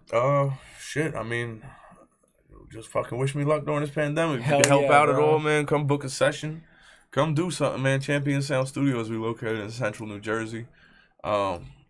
We do podcasts and audio books, music recording, gaming, beat making. I'll help you do any type of things you want to learn. I mean, we could book something like that. I could do some type of classes if you want to learn how to use some type of DAWs. I mean, I could even, we're aiming a little more now towards video. We're going to get into that, but I could even help you, point you in the right direction if you're looking for someone to shoot videos, photo shoots and things like that. I know a few people very well connected with some real talented people in New Jersey around here. I mean, I don't want to really do shout-outs because I don't like missing nobody. Yeah, but I feel you on that. Because, bro, I know a lot of motherfuckers that need to be shouted out. And y'all know who you are. I mean, they out here. If anything, I mean, just go through my page. I support a lot of people. They out here, man. New Jersey is flooded, man. You need to just go check it out. They out here, for real. But just go check it out. ChampionSoundStudios.com. Champion Sound Studios. Studios is plural. If you type in Champion Sound Studio, you might get something else because it is a pretty common name. Yeah. But ChampionSoundStudios.com on any social media, Champion Sound Studios. We do live Twitches. We're about to get more into that. It took us a while to really figure that out, but check us out on Twitch. I know everybody's going live on Instagram, but that's real laggy. There's been a lot of problems with people doing that, so check out the Twitch. I'm Champion Stax on any social media. Check me out on Instagram, Facebook, whatever. Even if you want to connect with me on Snapchat and see me just fucking around in the studio, you can find me anywhere. Champion Stax. That's STAX. Champion is spelled the way it is. No spaces, no underscores, no nothing. Champion Stax. Just type that in. You'll find stuff. You typed it in on Google, you'll find videos, music. Check out my SoundCloud for more recent stuff. I got projects online from back in the day. But a lot of my newer stuff really isn't being released yet. But I will be flooding y'all timelines, so don't mute me. And check me out, man. I mean, check out Brad too. He's doing some incredible stuff, bro. Let's go. He shows me some things too, man, that are real cool. So y'all need to go through his page. Even go back however many. Just go through his page. Go check his library. He's got some stuff. Shout out him. Shout out Brad. Hell yeah, bro. Well, Stax, it's been a pleasure. For sure. Brother. It's been a pleasure too, man. I couldn't wait to do this. I know we were talking about it for a while. Yeah, man. I'm excited to come back too. Salute, man. We're coming back Looks in like the we future. got some good feedback too. A lot of comments. Thank you all for being interactive. For real, man. I appreciate every one of you. Stay real.